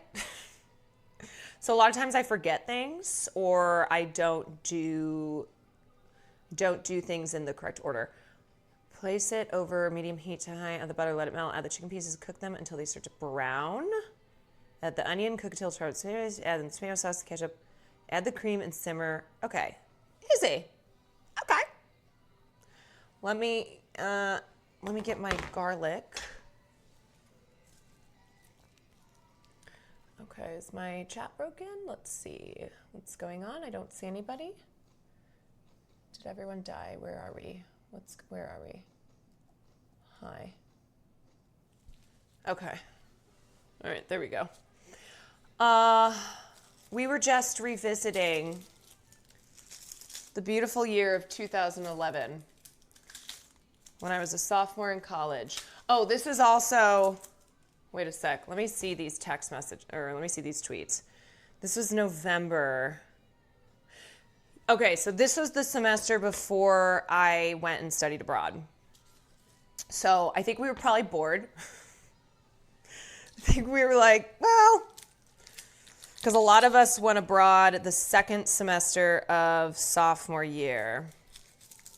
That was also I think that was also the semester that they made me the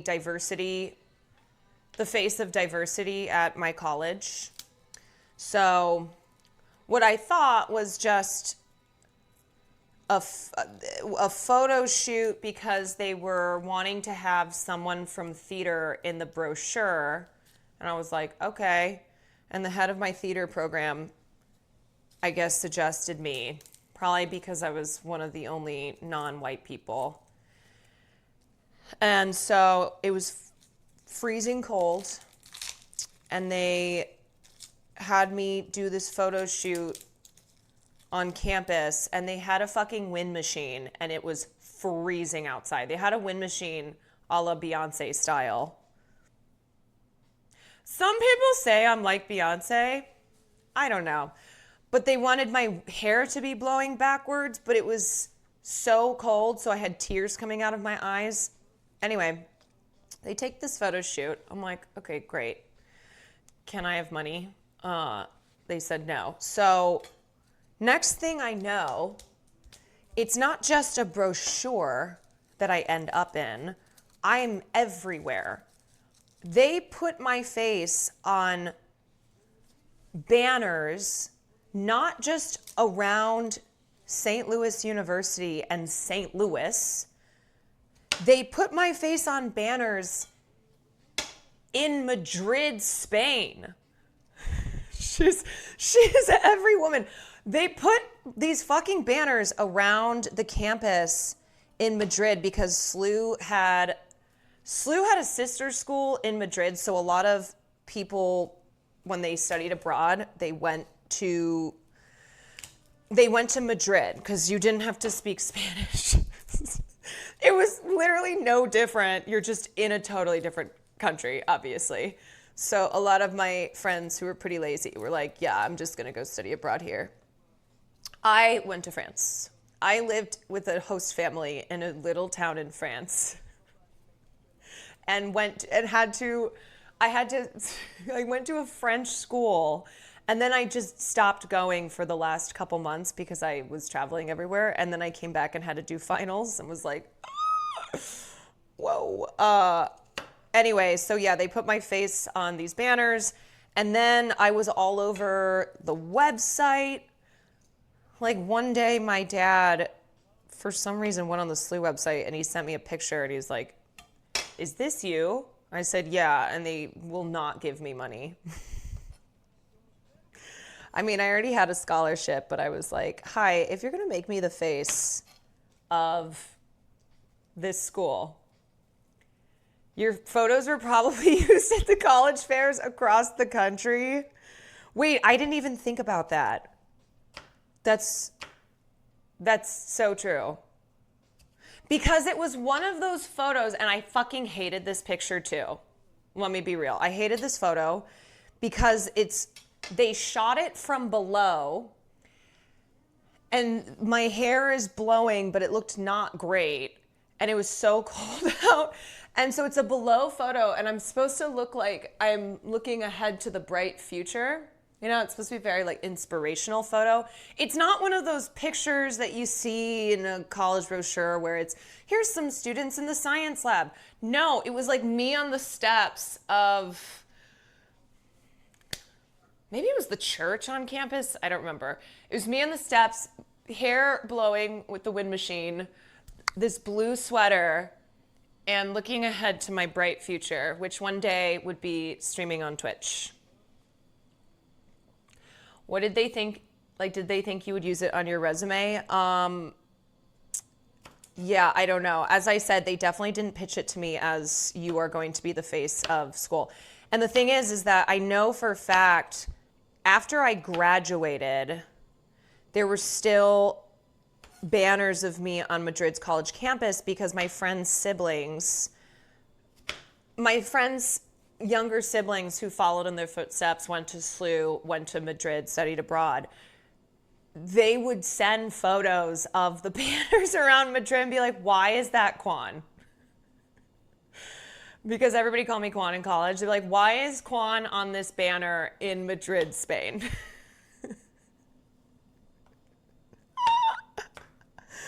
Oh, that is fucking funny. So part of me wonders, I mean, I'm sure not at this point because it's been so long, but part of me wonders if I were to go back to St. Louis, I'm like, are there still fucking banners around? Are they just weathered and old and faded? Would I look at it and be like, oh, that's depressing. Gotta find this. It's gotta be, I know my dad, I swear to God, when I told this story before, I had my dad send a picture. I'll have to see if he can send me that again, but I don't know if I have pictures of me on the banners. Caroline actually is the main character. It's, again, because they went to the theater department and were like, we need somebody. And then my theater professor recommended me. #diversity. And then that's how it happened.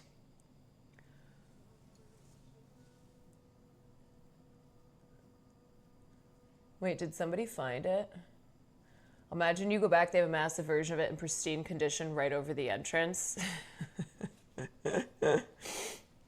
What if they have new ones around as in they never stop using that picture? I really hate the photo too. Wait, a chatter from Madrid said they saw your banners. Shut up. There's no way. No, hold on. Dougals, you're lying. Y'all, we got Dougals doing hashtag Julia Stiles is coming to SLU style lying in chat, okay?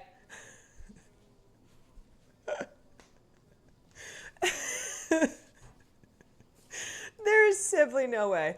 My school would have photo shoots as paid gigs for student ambassadors. We got extra pay because this week in work and free ice cream on top. One of the best jobs, but yes, I've been on the university website for the past 4 years. I didn't even get ice cream. I didn't get shit. Aside from having to wake up early when I was hungover and be outside in the freezing cold with a wind machine.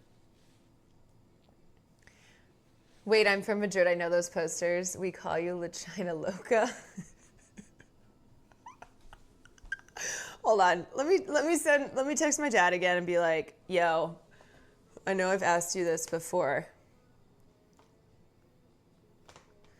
I know I've asked you for this before, but do you still have the screenshot of SLU's homepage when it's a picture of me? Or do you have a screenshot of my face on the banners?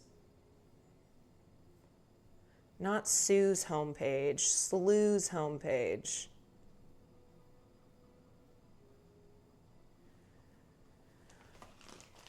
I was on the website for my university in Japan for a while. I bet it's still on their YouTube page.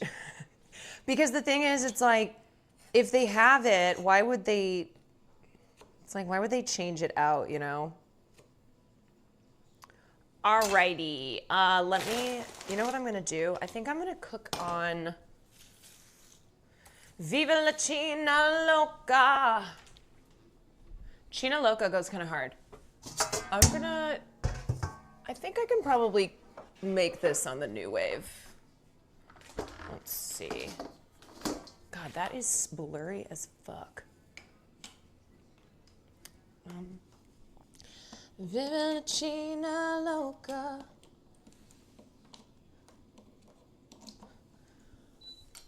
Okay. So that way I don't have to go over to here.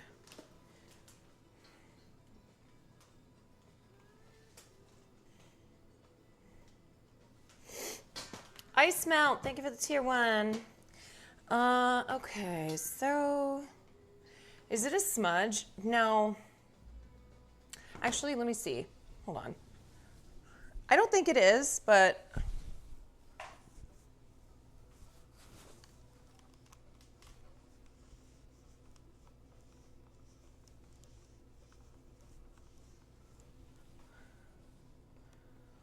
that was probably really crazy to do.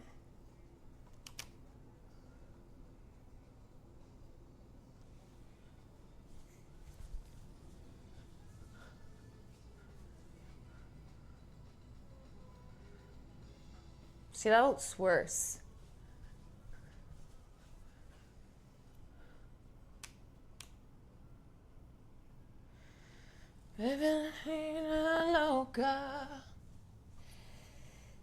Whatever.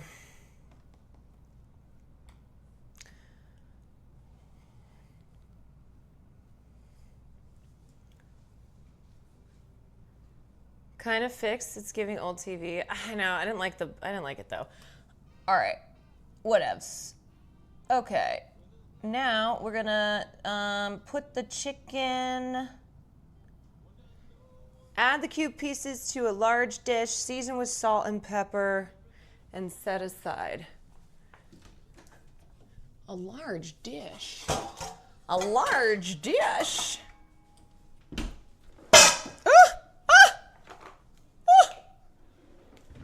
So aggressive. Bruska, thank you for the 8 months. I think it's a camera setting or something. Yeah, probably. Probably. Slut University. We did, in the theater program, we did call ourselves sluts because we were St. Louis University Theater.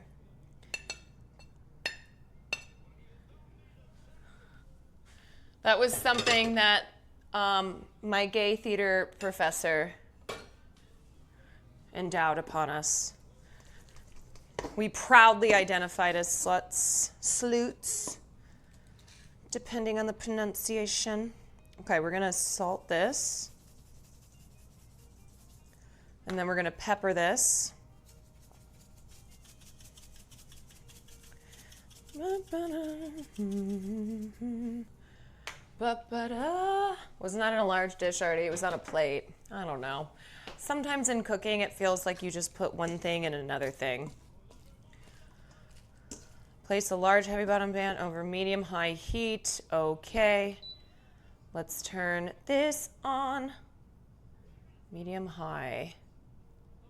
Let's go 250. Add the butter. All right, 2 tablespoons of unsalted butter.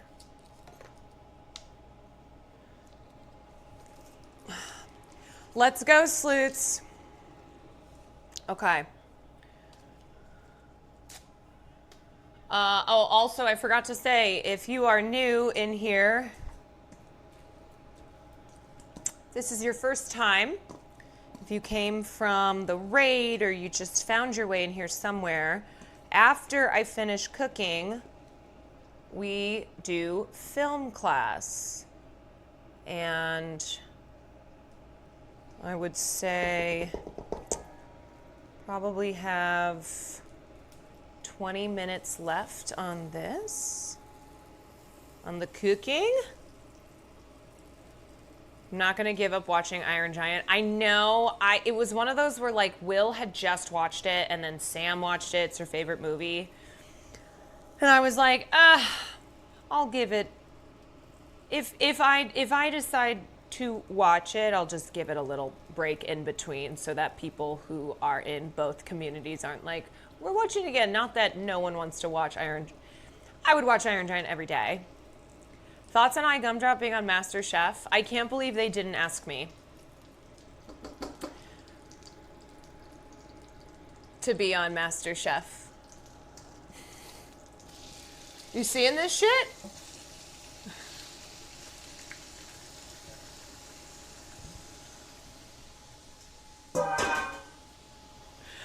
No, that's so fucking cool. I'm so happy for her. Add the chicken pieces. That is super, super cool. Is her episode out yet, or it's still coming out? Like they just announced it that she's on the season. I can't believe they didn't ask me, the face of St. Louis University, to be on MasterChef.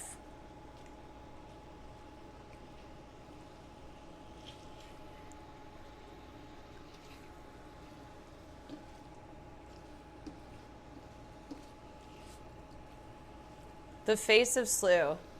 Yeah, so I would really love to watch Jamie's episode if it becomes available. That's so cool. I was geeking out. She was featured already. I have to believe that she goes pretty far if just based on how much she was featured in the first episode. The ep is out. Okay. Maybe we can watch that then. That'd be so cool.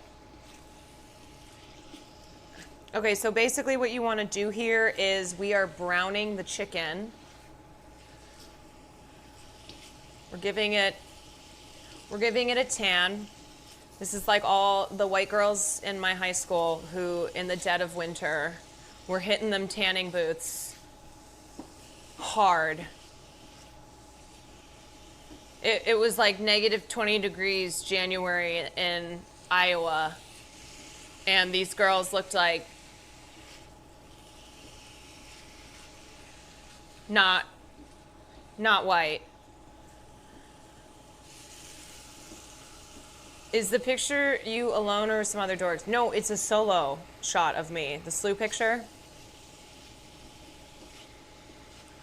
Oh, does Chuggies need permission? Chuggies, I got you. Permission granted. Chugis is dead. Chugis died waiting for permission to smoke, to hit the bong. Your aperture's probs. I can't read that right now. If you want the background to have more clarity, then you have to raise the ISO. But, okay, you know what? That's gonna be a David question when I have David fix some of my tech. There's like a dozen people in here searching for it. My dad hasn't texted me back yet. He hates me.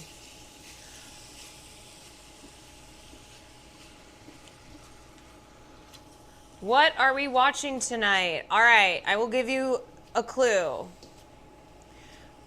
We are watching a fucking classic. We are watching one of the 2000s cult classics.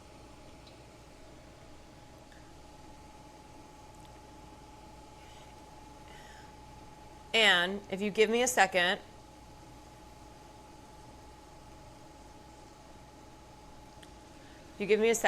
I will do a performance. I don't remember all the words, so I have to use my phone. Hold on. Okay. Ready? You're gonna get this immediately. If you know, you know. If you know, you know. Okay.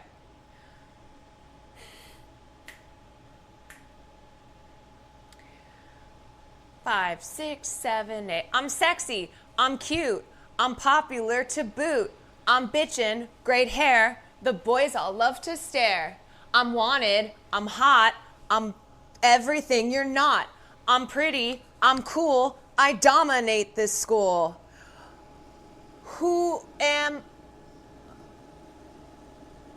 I'm rockin', I smile, and many think I'm vile. I'm flyin', I jump. You can look, but you hump. I'm major, I roar. I swear I'm not a whore. We cheer and we lead. We act like we're on speed. Hate us cause we're beautiful, but we don't like you either. We're cheerleaders. We are cheerleaders.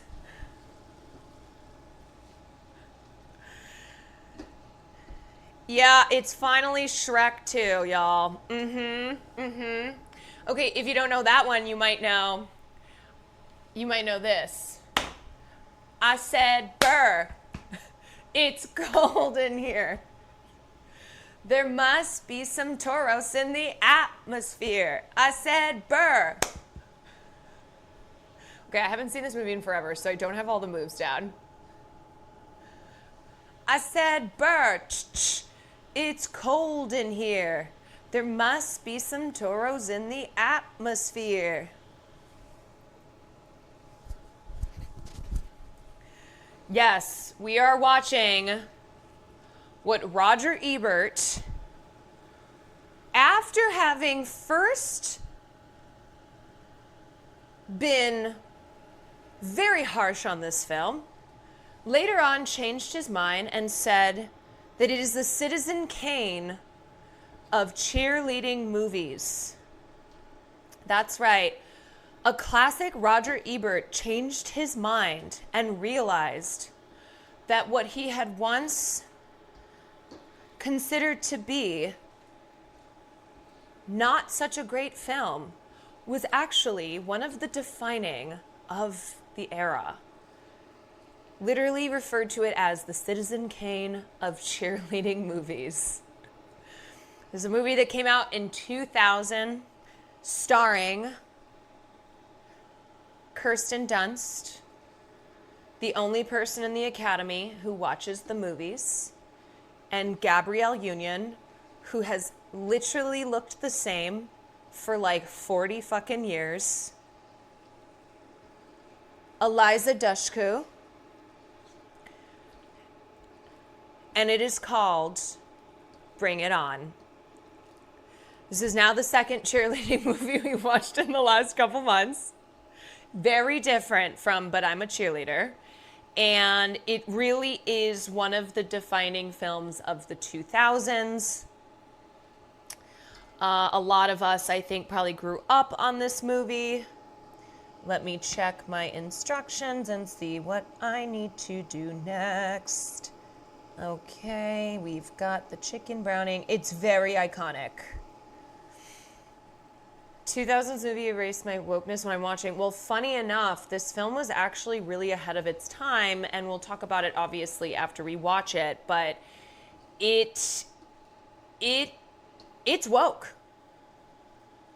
Bring It On is woke AF. And for being a cheerleading movie, a teen movie from 2000, even more surprising how woke it was. Okay, what's next? Cook them until they start to brown. Add the onion and cook until transparent.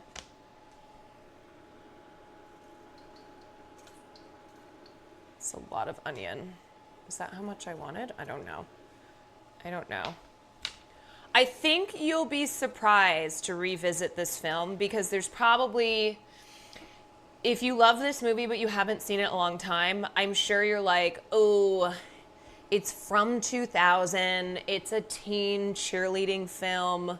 It's a classic, but I'm sure it's like kind of problematic. No, you will be surprised to revisit it and see how ahead of the time it was, not just with its diverse casting, but also its commentary on cultural appropriation.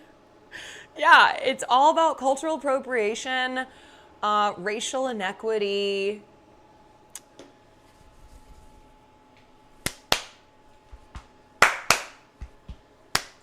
I said, "Burr, it's cold in here. There must be quantrage in the atmosphere."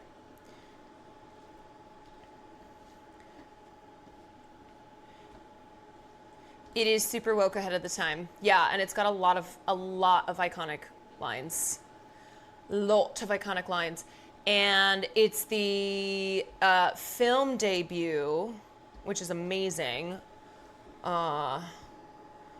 of the director. Okay, wait. What do I have to do next?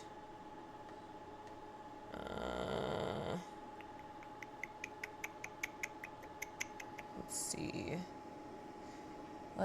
see. We want the onion to be transparent and then add the garlic. So the director is Peyton Reed. He went on to do movies like Yes Man, and then he did Ant-Man and the Wasp. If anyone's an Ant-Man fan, same director. He did The Breakup. So he did a bunch of like rom-coms in the 2000s and then moved into Marvel, but this is his directorial debut. Let's Bring It On, which, like, what a movie to start off with. Thank God they didn't cast James Franco. I know. James Franco was supposed to get cast as the love interest, the male lead, and thank God they didn't cast him. Caroline, you're looking jacked today? Is it because I'm wearing this Harley Davidson shirt or whatever this? Oh, Benson Boone. Never mind. This is a Benz. I'm wearing a Benson Boone shirt. I just realized.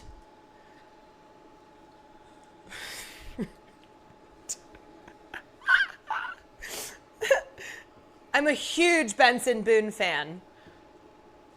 He inspired me to learn how to backflip. Oh, thank God. I know. Thank God I'm wearing a Benson Boone shirt. It's what I needed today.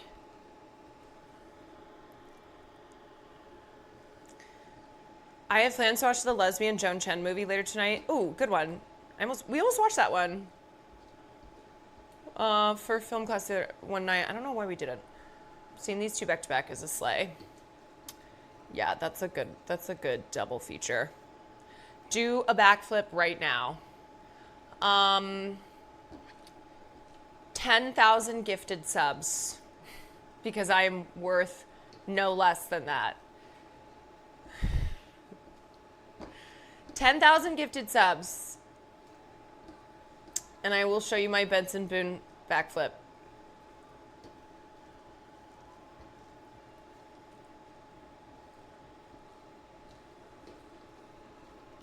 All right, I think that's probably good.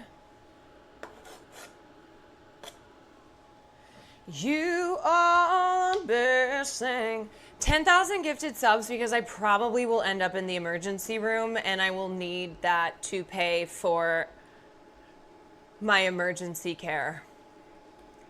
Cheaper than art school. Thank you for the 32 months.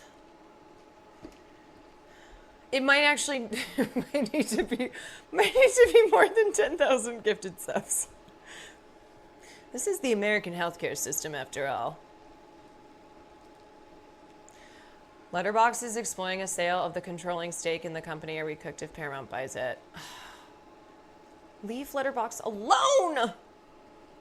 Can't we have anything? Honestly, make it 50K gifted.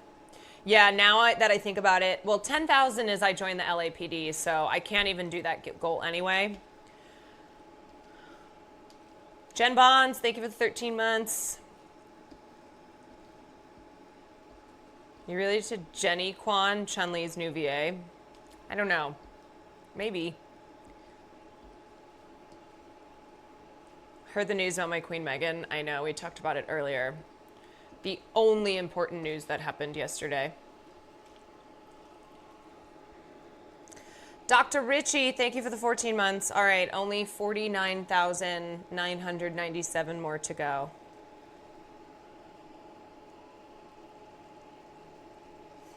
Maybe try joining Artemis 3. Well, see, the thing about that is I'm kind of busy.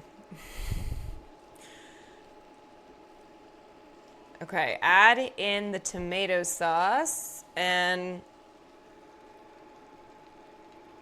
the ketchup.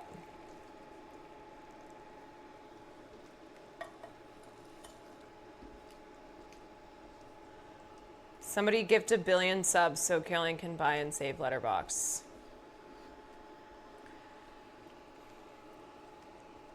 $1 billion subs. Nope, I'm not going to finish that sentence. That's one of those jokes that stays in my brain.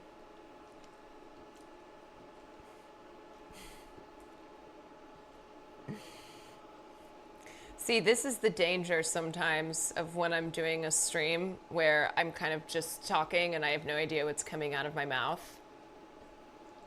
And a lot of times I'll watch clips and I'll be like, I don't remember saying that at all. See, sometimes there's jokes that pop into my brain. And then I'm like, yeah, I probably shouldn't say that on stream. Stream of consciousness is dangerous too. It's dangerous. Okay, let it come to a simmer. So we're gonna let this simmer. Hello, all right. We also want to put the I'm not gonna lie, this doesn't look that great, but this one's definitely on me. This is not on Brazil, this is on me. 1 tablespoon of ketchup. What if it was the best joke of your life? No, it wasn't good enough. If it was worth it, I'd be like, all right.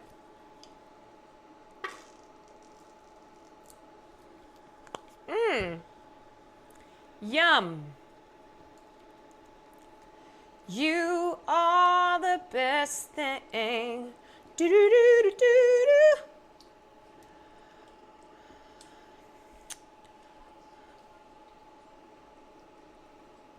White Grizzly, thank you for the gifted sub to 10K subs. We're almost there. Yeah. Oop, that's an inside thought. Oop. I grew up on this food, so I'm not the biggest fan of simmered chicken and noodles. Yeah, here's what it looks like so far. Oh, my Benson Boone shirt!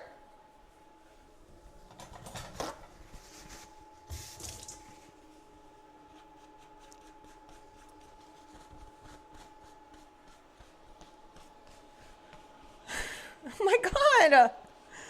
Not my Benson Boone shirt.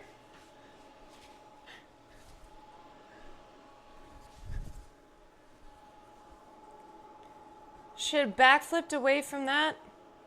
Oh my God, my dad found it. Oh my God.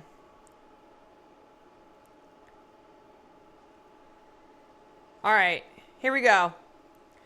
Because I think a lot of times people think I make stuff up. Now, I did make the Julia Stiles stuff up, but I admitted to that. I did not make up the fact that I became the face of diversity at my school, and I didn't know I was going to. Here's the banner on Madrid's campus. I told you I hate this fucking photo. Wait, my food. Shit, what the fuck? What the hell? You're supposed to be simmering, man.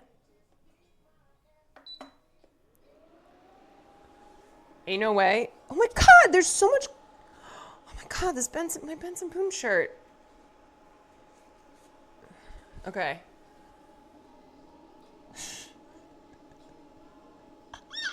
It says, Major Research Center for Self-Discovery.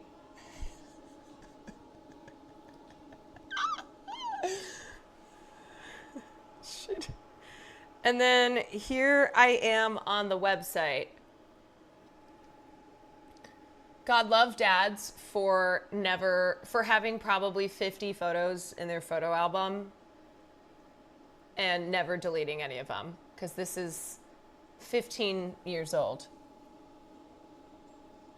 Gateway to explorers, navigators, and seekers of truth.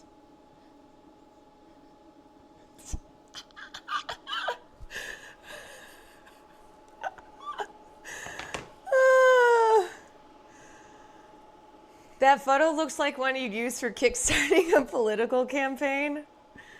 Oh, I hate this picture so much. And like I said, when it showed up all over the place, I was like, are you kidding me? Are you kidding me? The worst photo? The worst picture of me? Send it to Discord. Okay, I'll put this in the Discord.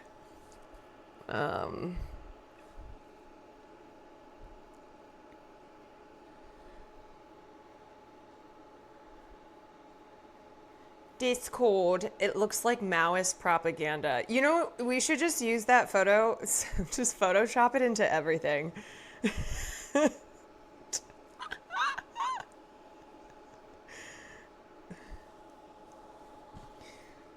God.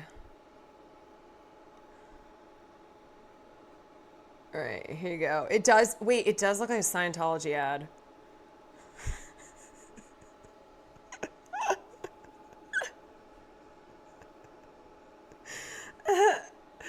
Oh my God, it never stops being funny, even though I've told this story before.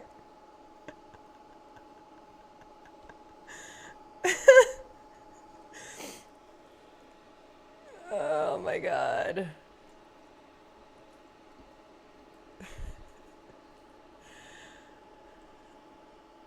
That's my, no, that cannot be my Congress photo because I hate the photo. My diverse friend group almost signed releases to allow our university to use my friend's photo, but she took the photo on Instagram, so it was filtered, so they didn't want it. I don't remember signing anything, although I probably did. Like I said, I was hungover.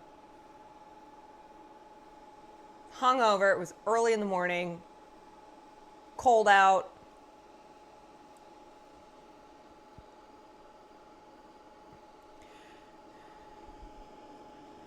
You can tell you're having a bad time with the wind blowing. Well, as I said, it was windy out and it was bitterly cold, but they also then brought a wind machine because they wanted my hair to be perfectly blowing in the wind.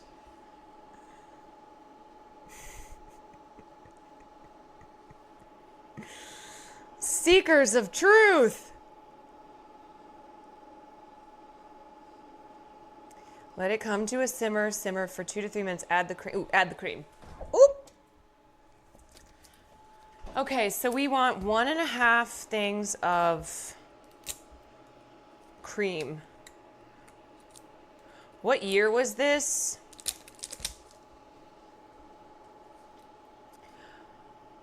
I might be getting my year wrong, but I was pretty sure. I was pretty sure it was 2011 because when my friends went to Madrid, which most of us went abroad second semester of sophomore year, so that would have been 2011. They saw the banners on campus in Madrid.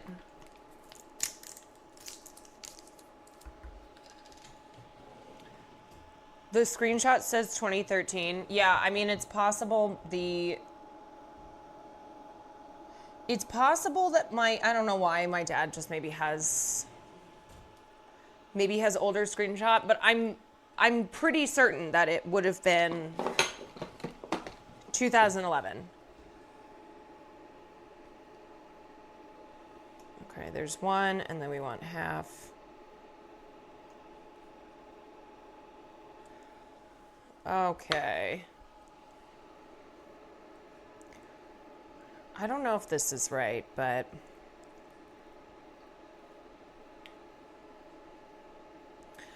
we'll see. Hopefully it's cooked. Make Bring It On Gay and cast Gabrielle Union's role by Meg Thee Stallion. You know what? That's going to be my directorial debut. All right, so here's how it looks now. Okay. Shit, what am I going to put this on for Will to eat? Should I just slop it up? Someone needs to be in the SLU archives digging up the OG.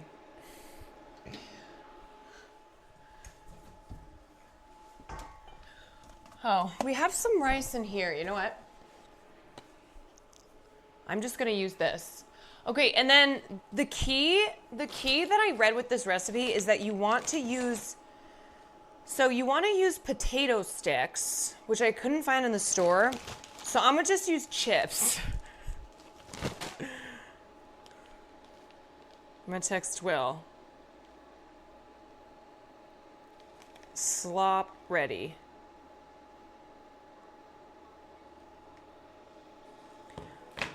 Yeah, this will be good. This will be good.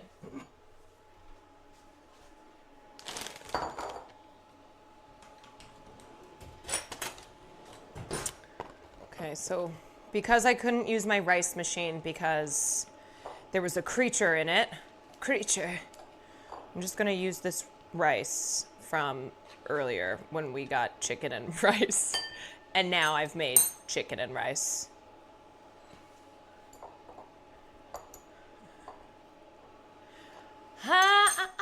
You can't. Creature! Creature! Come on, William.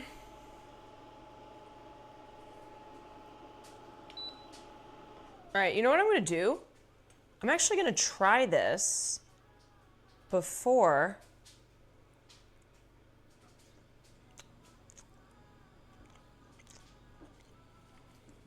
That needs, like, so much more salt.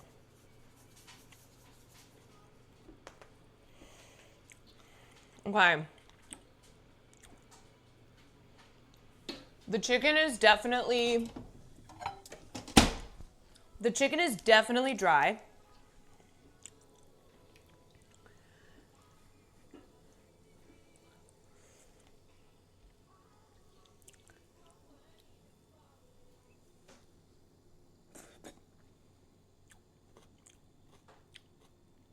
Damn, this has less salt than Ray's cookies do.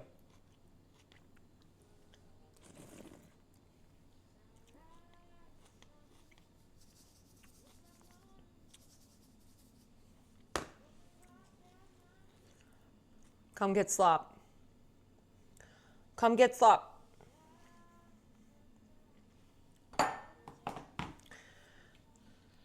Thank you for being my background noise while I cram schoolwork. I had Will on at first, but there's way too much screaming going on. Well, the reason there's not screaming on this stream is because I have not yet gotten 50,000 subs to attempt a backflip.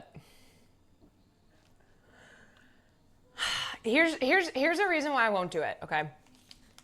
Because, one, I'm 33 years old. Two, when I was a kid, I decided that I was going to do a backflip one day. I'd never done one before, but I don't know if it's being a kid and you just go, yeah, I can do that. So I went to the junior high, and there was the big field in the back of the junior high. So I just went there and I was like, all right, I'm just gonna send it. And I did, and I landed on my neck, of course, because I had never done a backflip before, and I just decided to try it. It was the same thing when I decided to skateboard. I was like, what? Like it's hard? So I got a skateboard and I went to the church parking lot by my house, and I decided to go down the railing. Literally day one of skateboarding. I'm kind of skating around in the parking lot. I'm like, all right, I'm bored. I'm gonna try. I'm gonna step it up. You hit the Kirk. Yep. I was like, I'm gonna step this up, and there was a railing, so I went, I'm gonna grind down this railing like I have seen in the movies. And I immediately fell, sprained my wrist. I think I still have scars. I still have scars on my wrists from my fucking skateboarding. Literally 0 to 100. There is a new one of you every day at the skate park. I know. Just a stupid kid who gets it in their head that they can skateboard.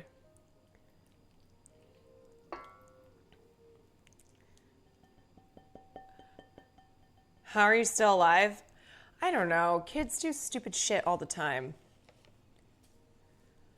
So yeah, after I almost broke my neck doing a backflip, I was like, okay, I'm not doing that again. There's just the experience of being a child by yourself going, I'm going to do this thing, severely fucking yourself up, and then slinking back home and trying to pretend that nothing happened so you don't get in trouble.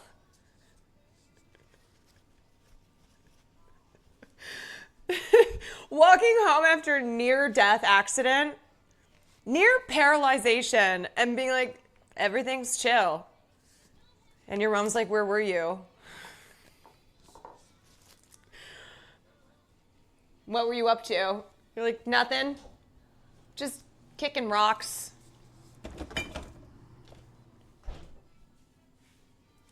Where the hell's Will?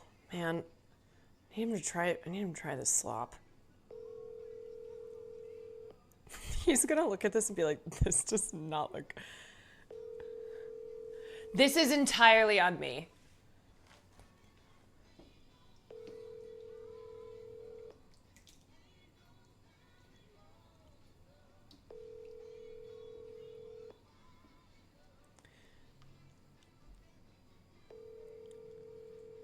Your call.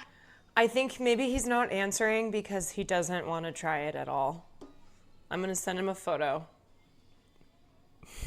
This looks so bad. I made this with the old rice. Why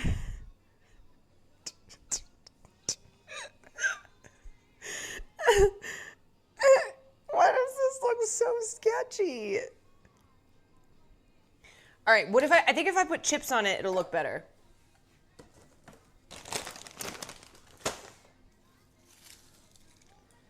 Ain't no mountain high enough, low enough. Hey, you tried more than I did for my kids tonight. I think your kids would probably rather not have a meal than this. The chicken's pretty dry. I mean,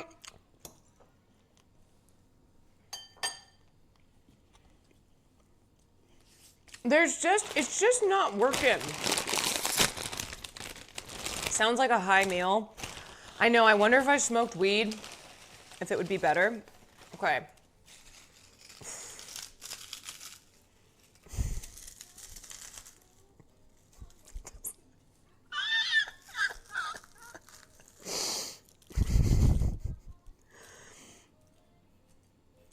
Okay, I have to take a picture and put it in the Discord. And show you what this looks like.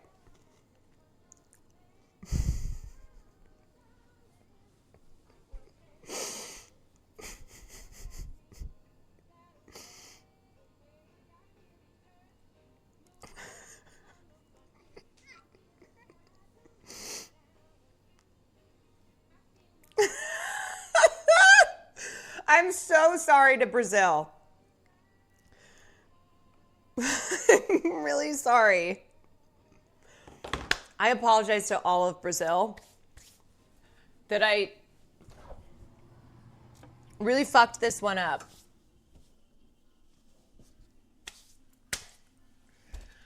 Will, what the fuck?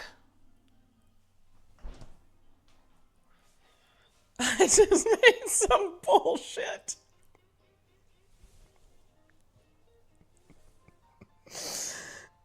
Wait, now I'm uninvited to Brazil? Damn.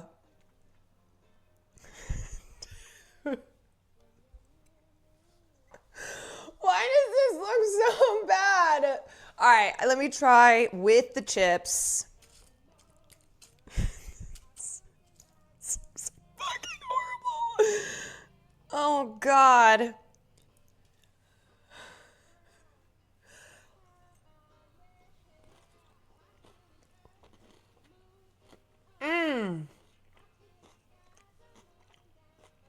She's banned from Rio like Chapel. Me and Chapel. Banned from Brazil. I mean, the chips are good.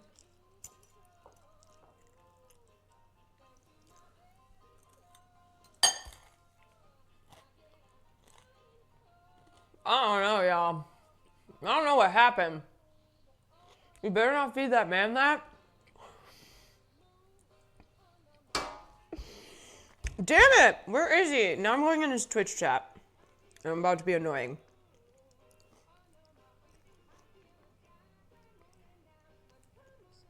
That is the most Hassan chatter shit I've ever heard in my life. Hi. Is Caroline Kwan in chat? Slop ready. Gonna be honest. Gonna be honest. Doesn't look great. Gonna be honest. Yes. That's for a cooler. Doesn't look great. Oh, the food? Oh, God. Oh. Sending pic. Oh, no. And I only ate partial lunch. Sending pic? Where are you sending it? To phone. This is for you? Slater and Judy Garland cranked that trolley? Oh my God. Wait, where are you sending the photo, Caroline? To your phone.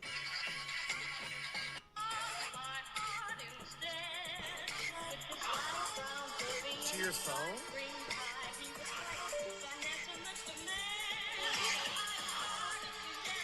What is happening? Caroline! What in the fuck am I looking at?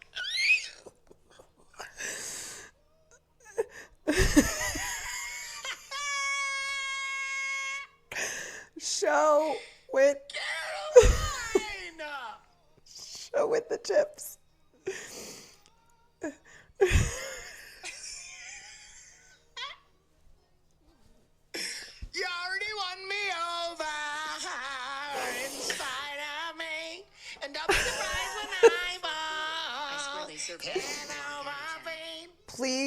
come try. All right, Caroline, do you want me to come try the slop?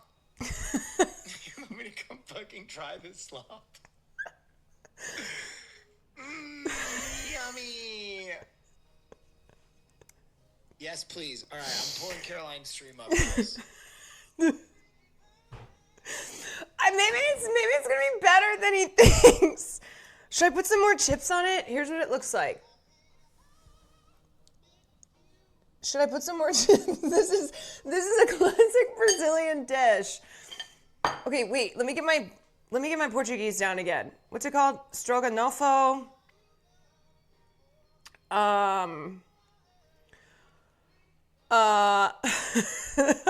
He was eating earlier, and I told him not to eat. Fed after midnight. Thank you for tier 1. Excuse me, Farley. No. Okay, so let me just explain a few things. Caroline? Yeah. It smells crazy in here. It smells crazy in here? Caroline, it smells crazy. Why? Caroline, no, it smells good. Caroline, it smells crazy in here. What do you mean? It's literally chicken and tomatoes. Have you eaten any yet? I tried a bite. What'd you think?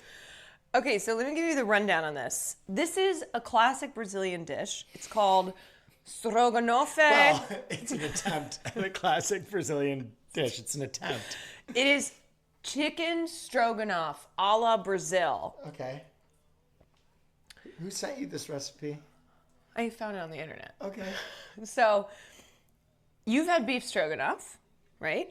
Yeah. So this is chicken stroganoff. Make sure you get the chips on it. It's gonna be better than you think. It's better than you think.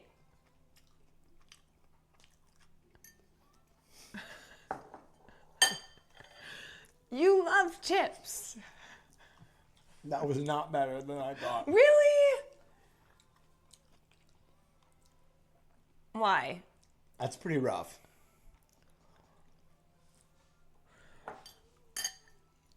I mean... Here's what it's supposed to look like, by the way.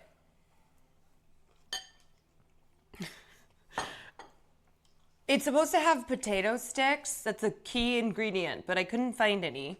I guess I forgot to get some cilantro. Okay. I'm warming up to it. Okay, see? See? I think it's one of those foods. Oh my cheese. The OM cheeseburger for $11.99. Only at Applebee's. Are you running fucking ads? Mid-conversation? No, that started playing on the blog site that the recipe This is the kind of creator you've become. No, you that feed is me poisonous. No, that was playing on the blog. Okay, here's what I was saying. It literally started playing on the blog of this recipe. This is one of those foods where the texture is fucking crazy. Okay. Because you have chicken, and then you have like big pieces of onion, and then you have potato chips, and then you have rice. So it's like a... So I think the texture was what first took me out of it. But... What in the fuck?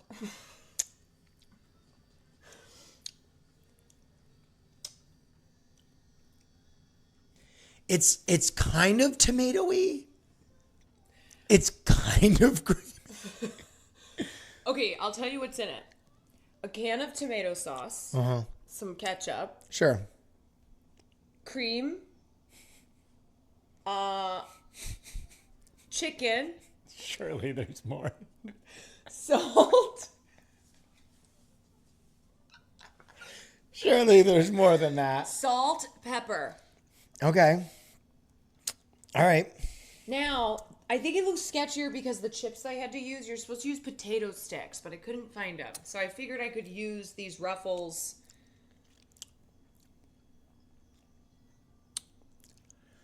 I feel like with just a little bit of... This could be really good. You think maybe some hot sauce? Trying to, like, place... I might even put like a cayenne pepper in there. And then like maybe like bay leaf. I don't know. It's not as bad as I initially thought. See, didn't I say? I was like, he's going to think it's better than it looks. He's going to think it's better than it looks. Because it doesn't look good.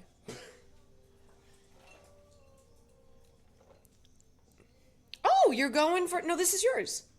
Oh, I'll make my own. That can be... Bub, that can be yours. This is mine? Also, why is my camera blurry all the time? See how it like... Caroline, you have so many tech issues. I cannot even try. Is it the Benson Boone shirt? Caroline, right now, you are wearing my hat, my shirt. These are my socks. Those are your socks. These are my socks. So I just grabbed these. Okay, well, I got you this shirt. And I made you this traditional Brazilian. It is kind of crazy that you preface this with this is a traditional Brazilian dish, and then you went just like my mama used to make it in Brazil. With the fucking ruffles. Come to Brazil.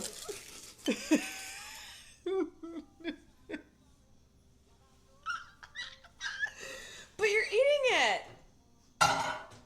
You're eating it. I always eat your food. I don't like to waste food. Especially when my bub makes it. Oh, it's pretty crazy looking, though, I will say. It is. It's pretty crazy looking. It is very crazy looking. That shit is. Also, I said 50,000 subs and I'll do a Benson Boone backflip. I'll do it. Yeah, 50,000 subs and I'll fly like Superman. What the fuck are you talking about?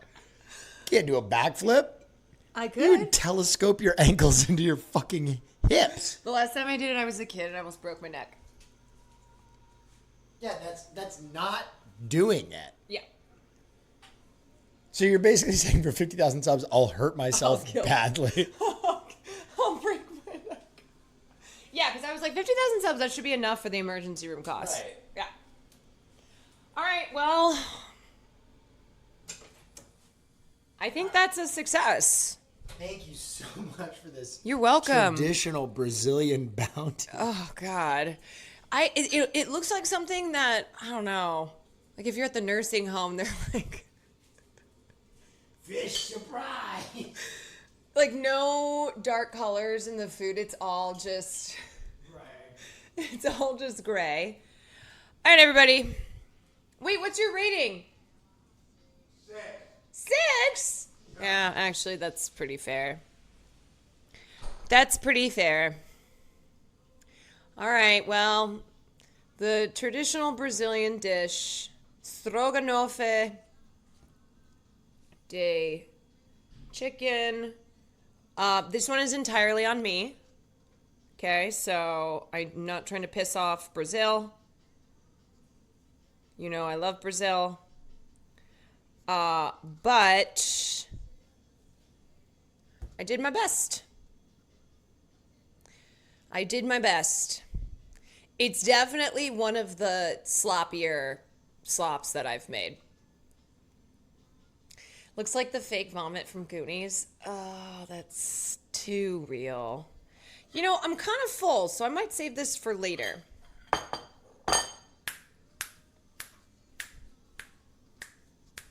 I'm going to put a thing. Well, then this, I feel like the chips are going to get soggy. Okay, I'll have one more bite.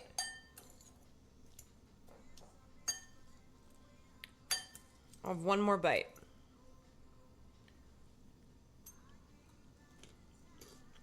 You know what? It tastes even better now. I think it's one of those, if it sits there for like 10 minutes, the chips kind of soak up the sauce. I'm literally just getting a bite of chips. I think the chips really soak up the sauce. And they get a little wet. Yeah, my stomach might be having a really bad time later, but Will's stream cut out for a second the moment someone asked if it was really a 6.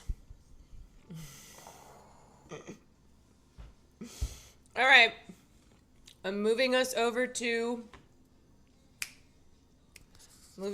over to the main setup.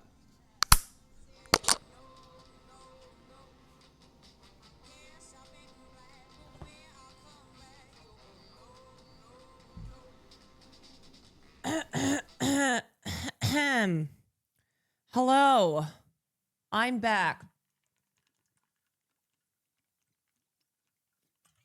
Oh my god, I'm so thirsty.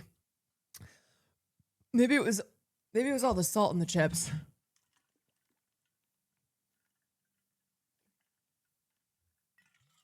Oh, holy crap. I don't know how you made a Brazilian dish look British. You know what? That's so true. It did look British. I think that's what I was thinking. I'm going to send a picture to Sam and ask her. I'm going to say, here's what I made for cooking stream. Got lots of leftovers if you're hungry.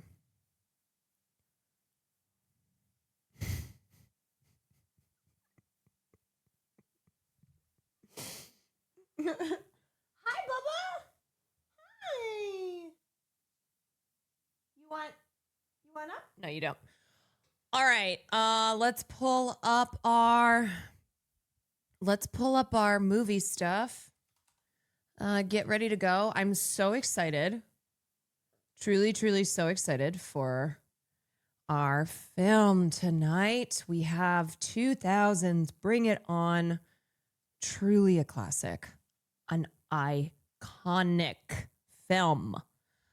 An iconic film. Okay, where is my Nicole Kid? Woo!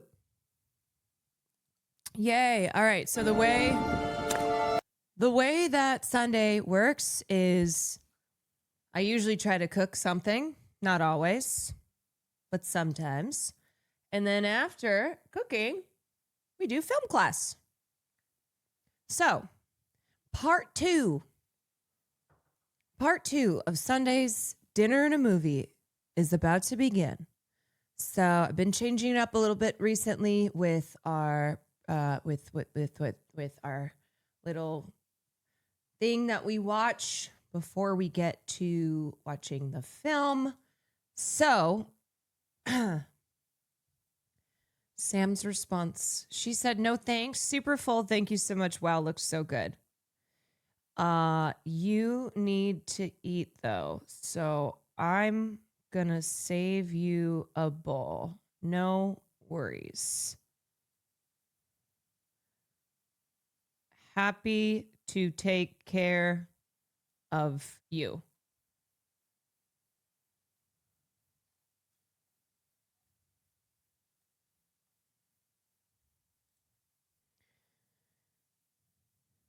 You're such a good friend. I am such a good friend. Little Brassy Atlas, thank you for the 40 months. Who else did I miss? White Grizzly, thank you for the gifted. Beep, beep, beep, beep. Jen Bonds, thank you for 13 months.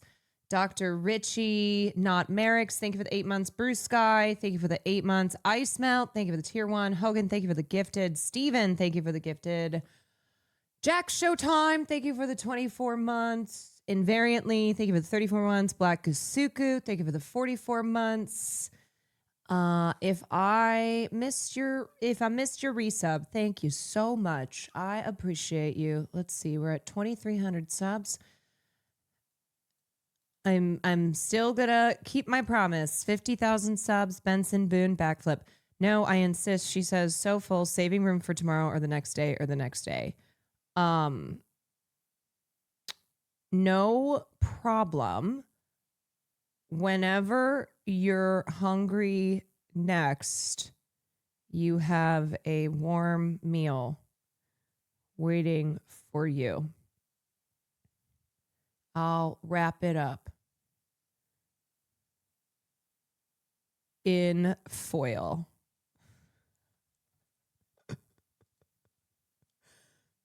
Caroline said, here's what I made for cooking stream. Got lots of leftovers if you're hungry.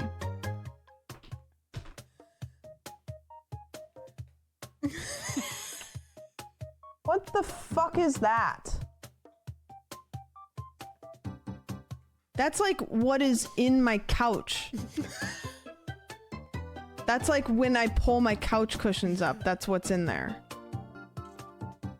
Hey! No thanks. Super full. People are so fucking ungrateful out here. Do you know how many would kill for a warm meal like this? Thank you so much. Wow, looks so good. That is authentical Brazilian food. Sam's whiteness is showing. Her white lady Hey is guys, showing. look, I'm Caroline. Hey guys, what's up? Welcome to Caroline's stream. I'm gonna put a Walmart over here because I have so much free real estate. It's getting worse. It's getting worse all of the time. It's getting worse every single stream. It's crazy. Oh my god, I guess I wasn't the only one cooking tonight. I keep wanting to call her on stream and like be like, hey man, what are we doing? All steak is good.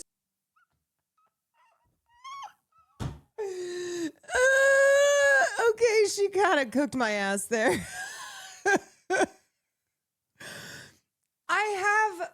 I have plans. I have plans. We have updates from, we may or may not make jokes about it in DMs. I totally believe that. It's always the people closest to you who just burn you the worst. Caroline Kwan from Women.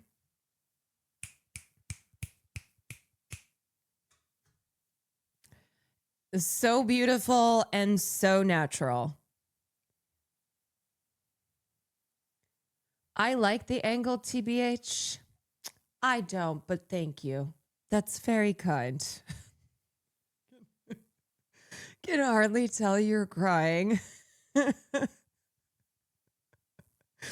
I just cannot believe they had the goddamn wind machine when it was so cold out. You can see how I am dying of cold. Look at me. This looks like it should say Caroline Kwan from Scientology. Funny story. I actually played a Scientologist in a film. Did I ever tell you guys that?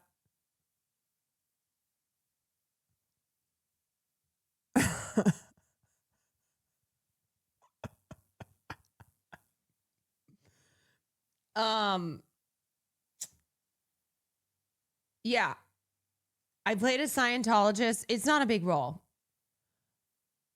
And it's in a film with Jake from State Farm. Is it a documentary? No. Let me see if I can find. I don't remember what it's called. Which Jake? My friend Kevin Miles. He's the newest Jake from State Farm. What the hell is it called? God Inc? No, that's not it. Wait, it is called that. Hold on.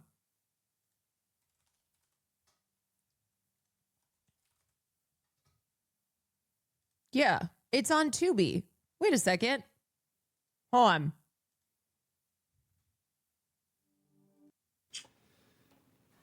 Anyway, that applied business group that I was talking about. Dude. People can be. They wanted me to play this role. This is a pretty tough list to satisfy. They wanted me to play this role, and then they were like, she has 2 more credits on her resume than you, so unfortunately you have to play the Scientologist. I was like, okay.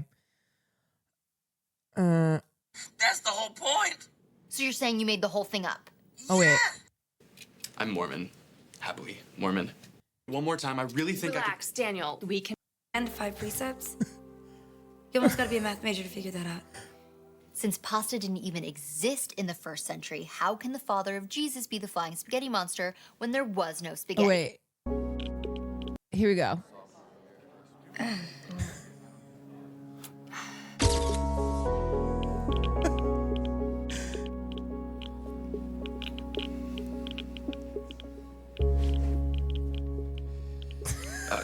These things aren't gonna shock me, right? Oh, God, no. No, that's just a stress test. You're sure that these won't shock me? Wow. Your stress levels are through the roof.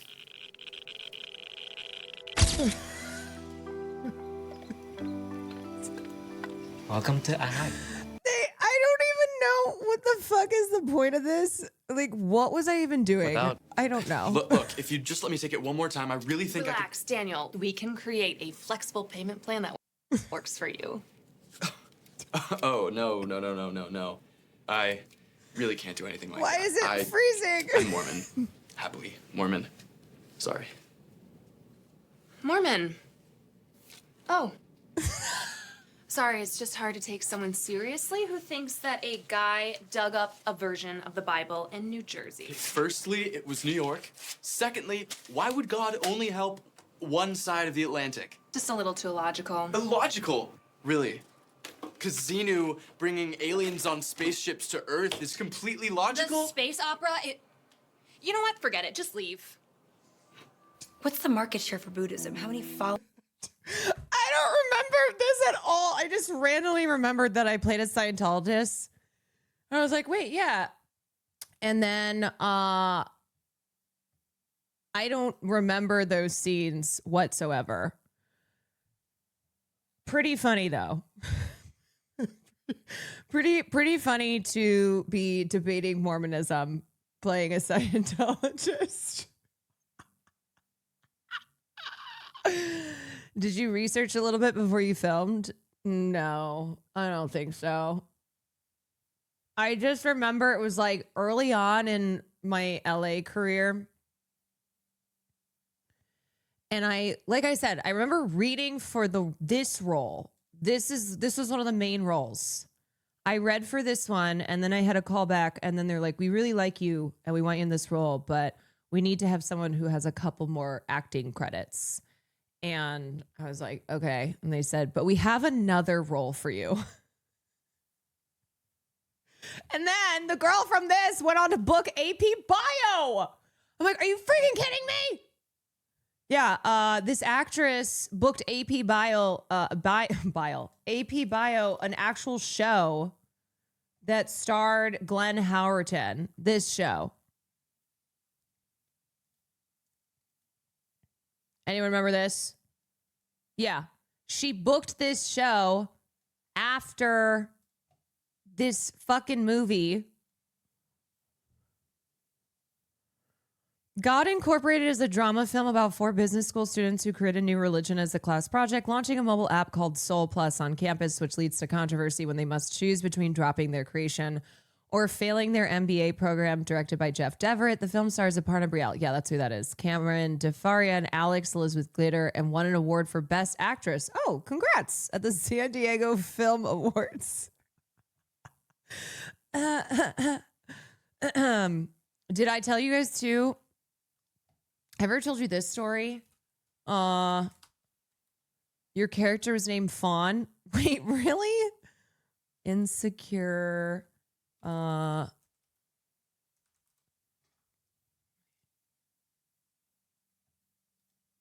That's hilarious. Okay. If anybody watched Insecure, if you remember the episode where Lawrence has a threesome, this is after he and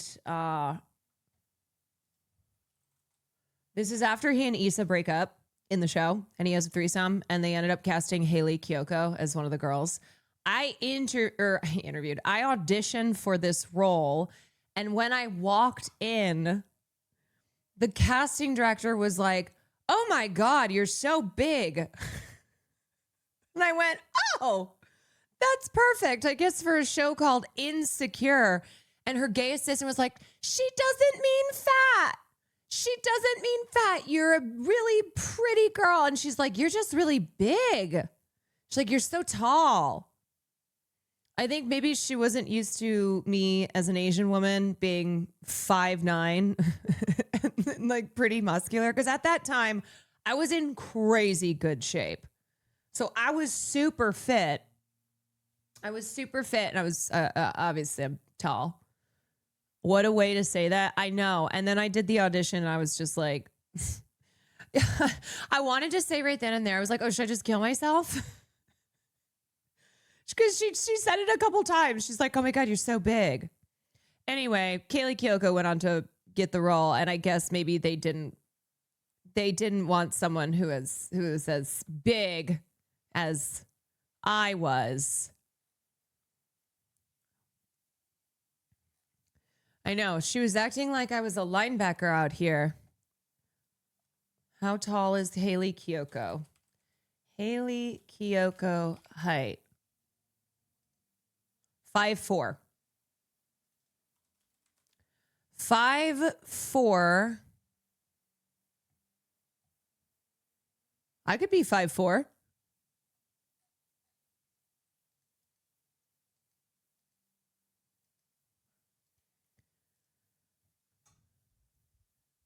To think if you had gotten the role, you could have become lesbian Jesus. I know. There are many examples of this where when I look back on my early days in LA of auditioning, sometimes I've gone back to see who booked the role and then what happened with their career after.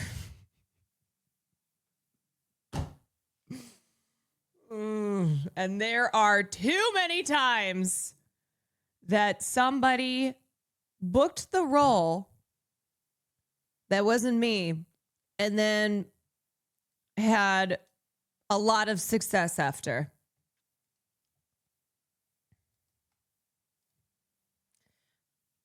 And then the other show that I almost booked my first week of LA, I didn't even have a bed. I had a mattress on the ground in my apartment. It was a BET show directed by John Singleton. So I got to meet John Singleton, and he was very nice. And this was a few years before he died. So I think it was one of his last shows. And I think the show was called Rebel. It was a cop show. So let's see. Rebel. Here it is. I auditioned for Chyna Lynn. And then I had callback. I had callback and test read. So I got very, very close. Rebel's loyal and sassy long-term best friend who reluctantly gets pulled into Rebel's investigation. Chyna Lynn. That's crazy. Oh my God, that's so funny. It's a very JK Rowling ass name. I know.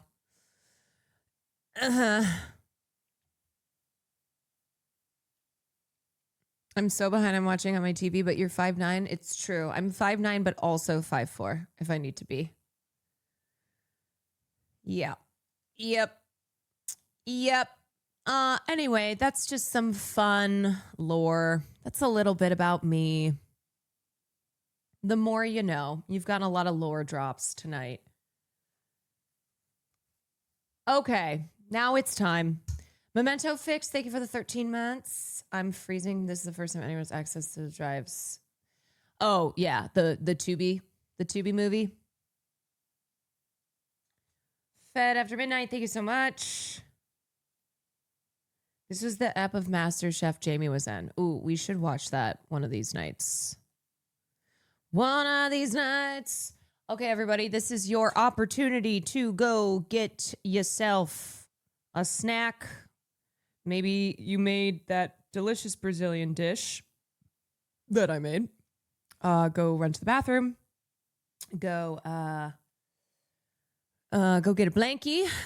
Go get cozy. Go get your pets. Go get your bongs. Go get BRB watching God Inc. Yeah, I know. Some of you aren't going to be here for movie night now because you're too busy watching the classic film, God Incorporated. Here we go. Mother Nicole. We come to this place for magic. Yes, We come to AMC theaters to laugh, to cry, to care. Because we need that, all of us. Yes, we do. That indescribable feeling we get when the lights begin to dim. And we go somewhere we've never been before. Not just entertained, but somehow reborn.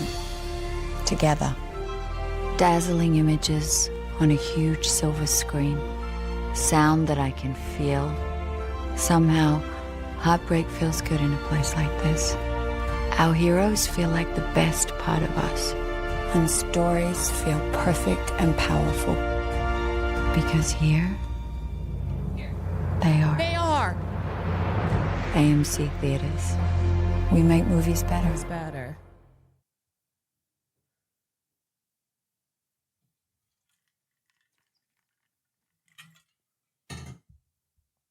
Okay.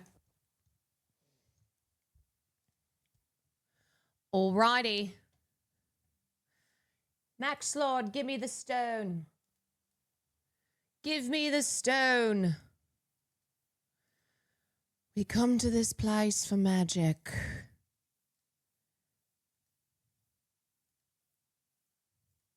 All right. Let me turn this volume up because I don't know how loud it's gonna be. How loud it's gonna be. Okay, put a 1 in chat if you have never seen Bring It On. The iconic, the legendary, the cult classic, Bring It On, starring Kirsten Dunst, Eliza Dushku, Jesse Bradford, Gabrielle Union, directed by Peyton Reed in his film directorial debut, written by Jessica Bendinger, and a movie that a lot of us grew up on. And you, even if you haven't seen it, it's such a mainstay in pop culture. It's had a lot of influence on the culture, so there are probably lines that you will have heard before, maybe memes, maybe other little tidbits that you have seen, that you are familiar with, even if you haven't seen it. So here we go.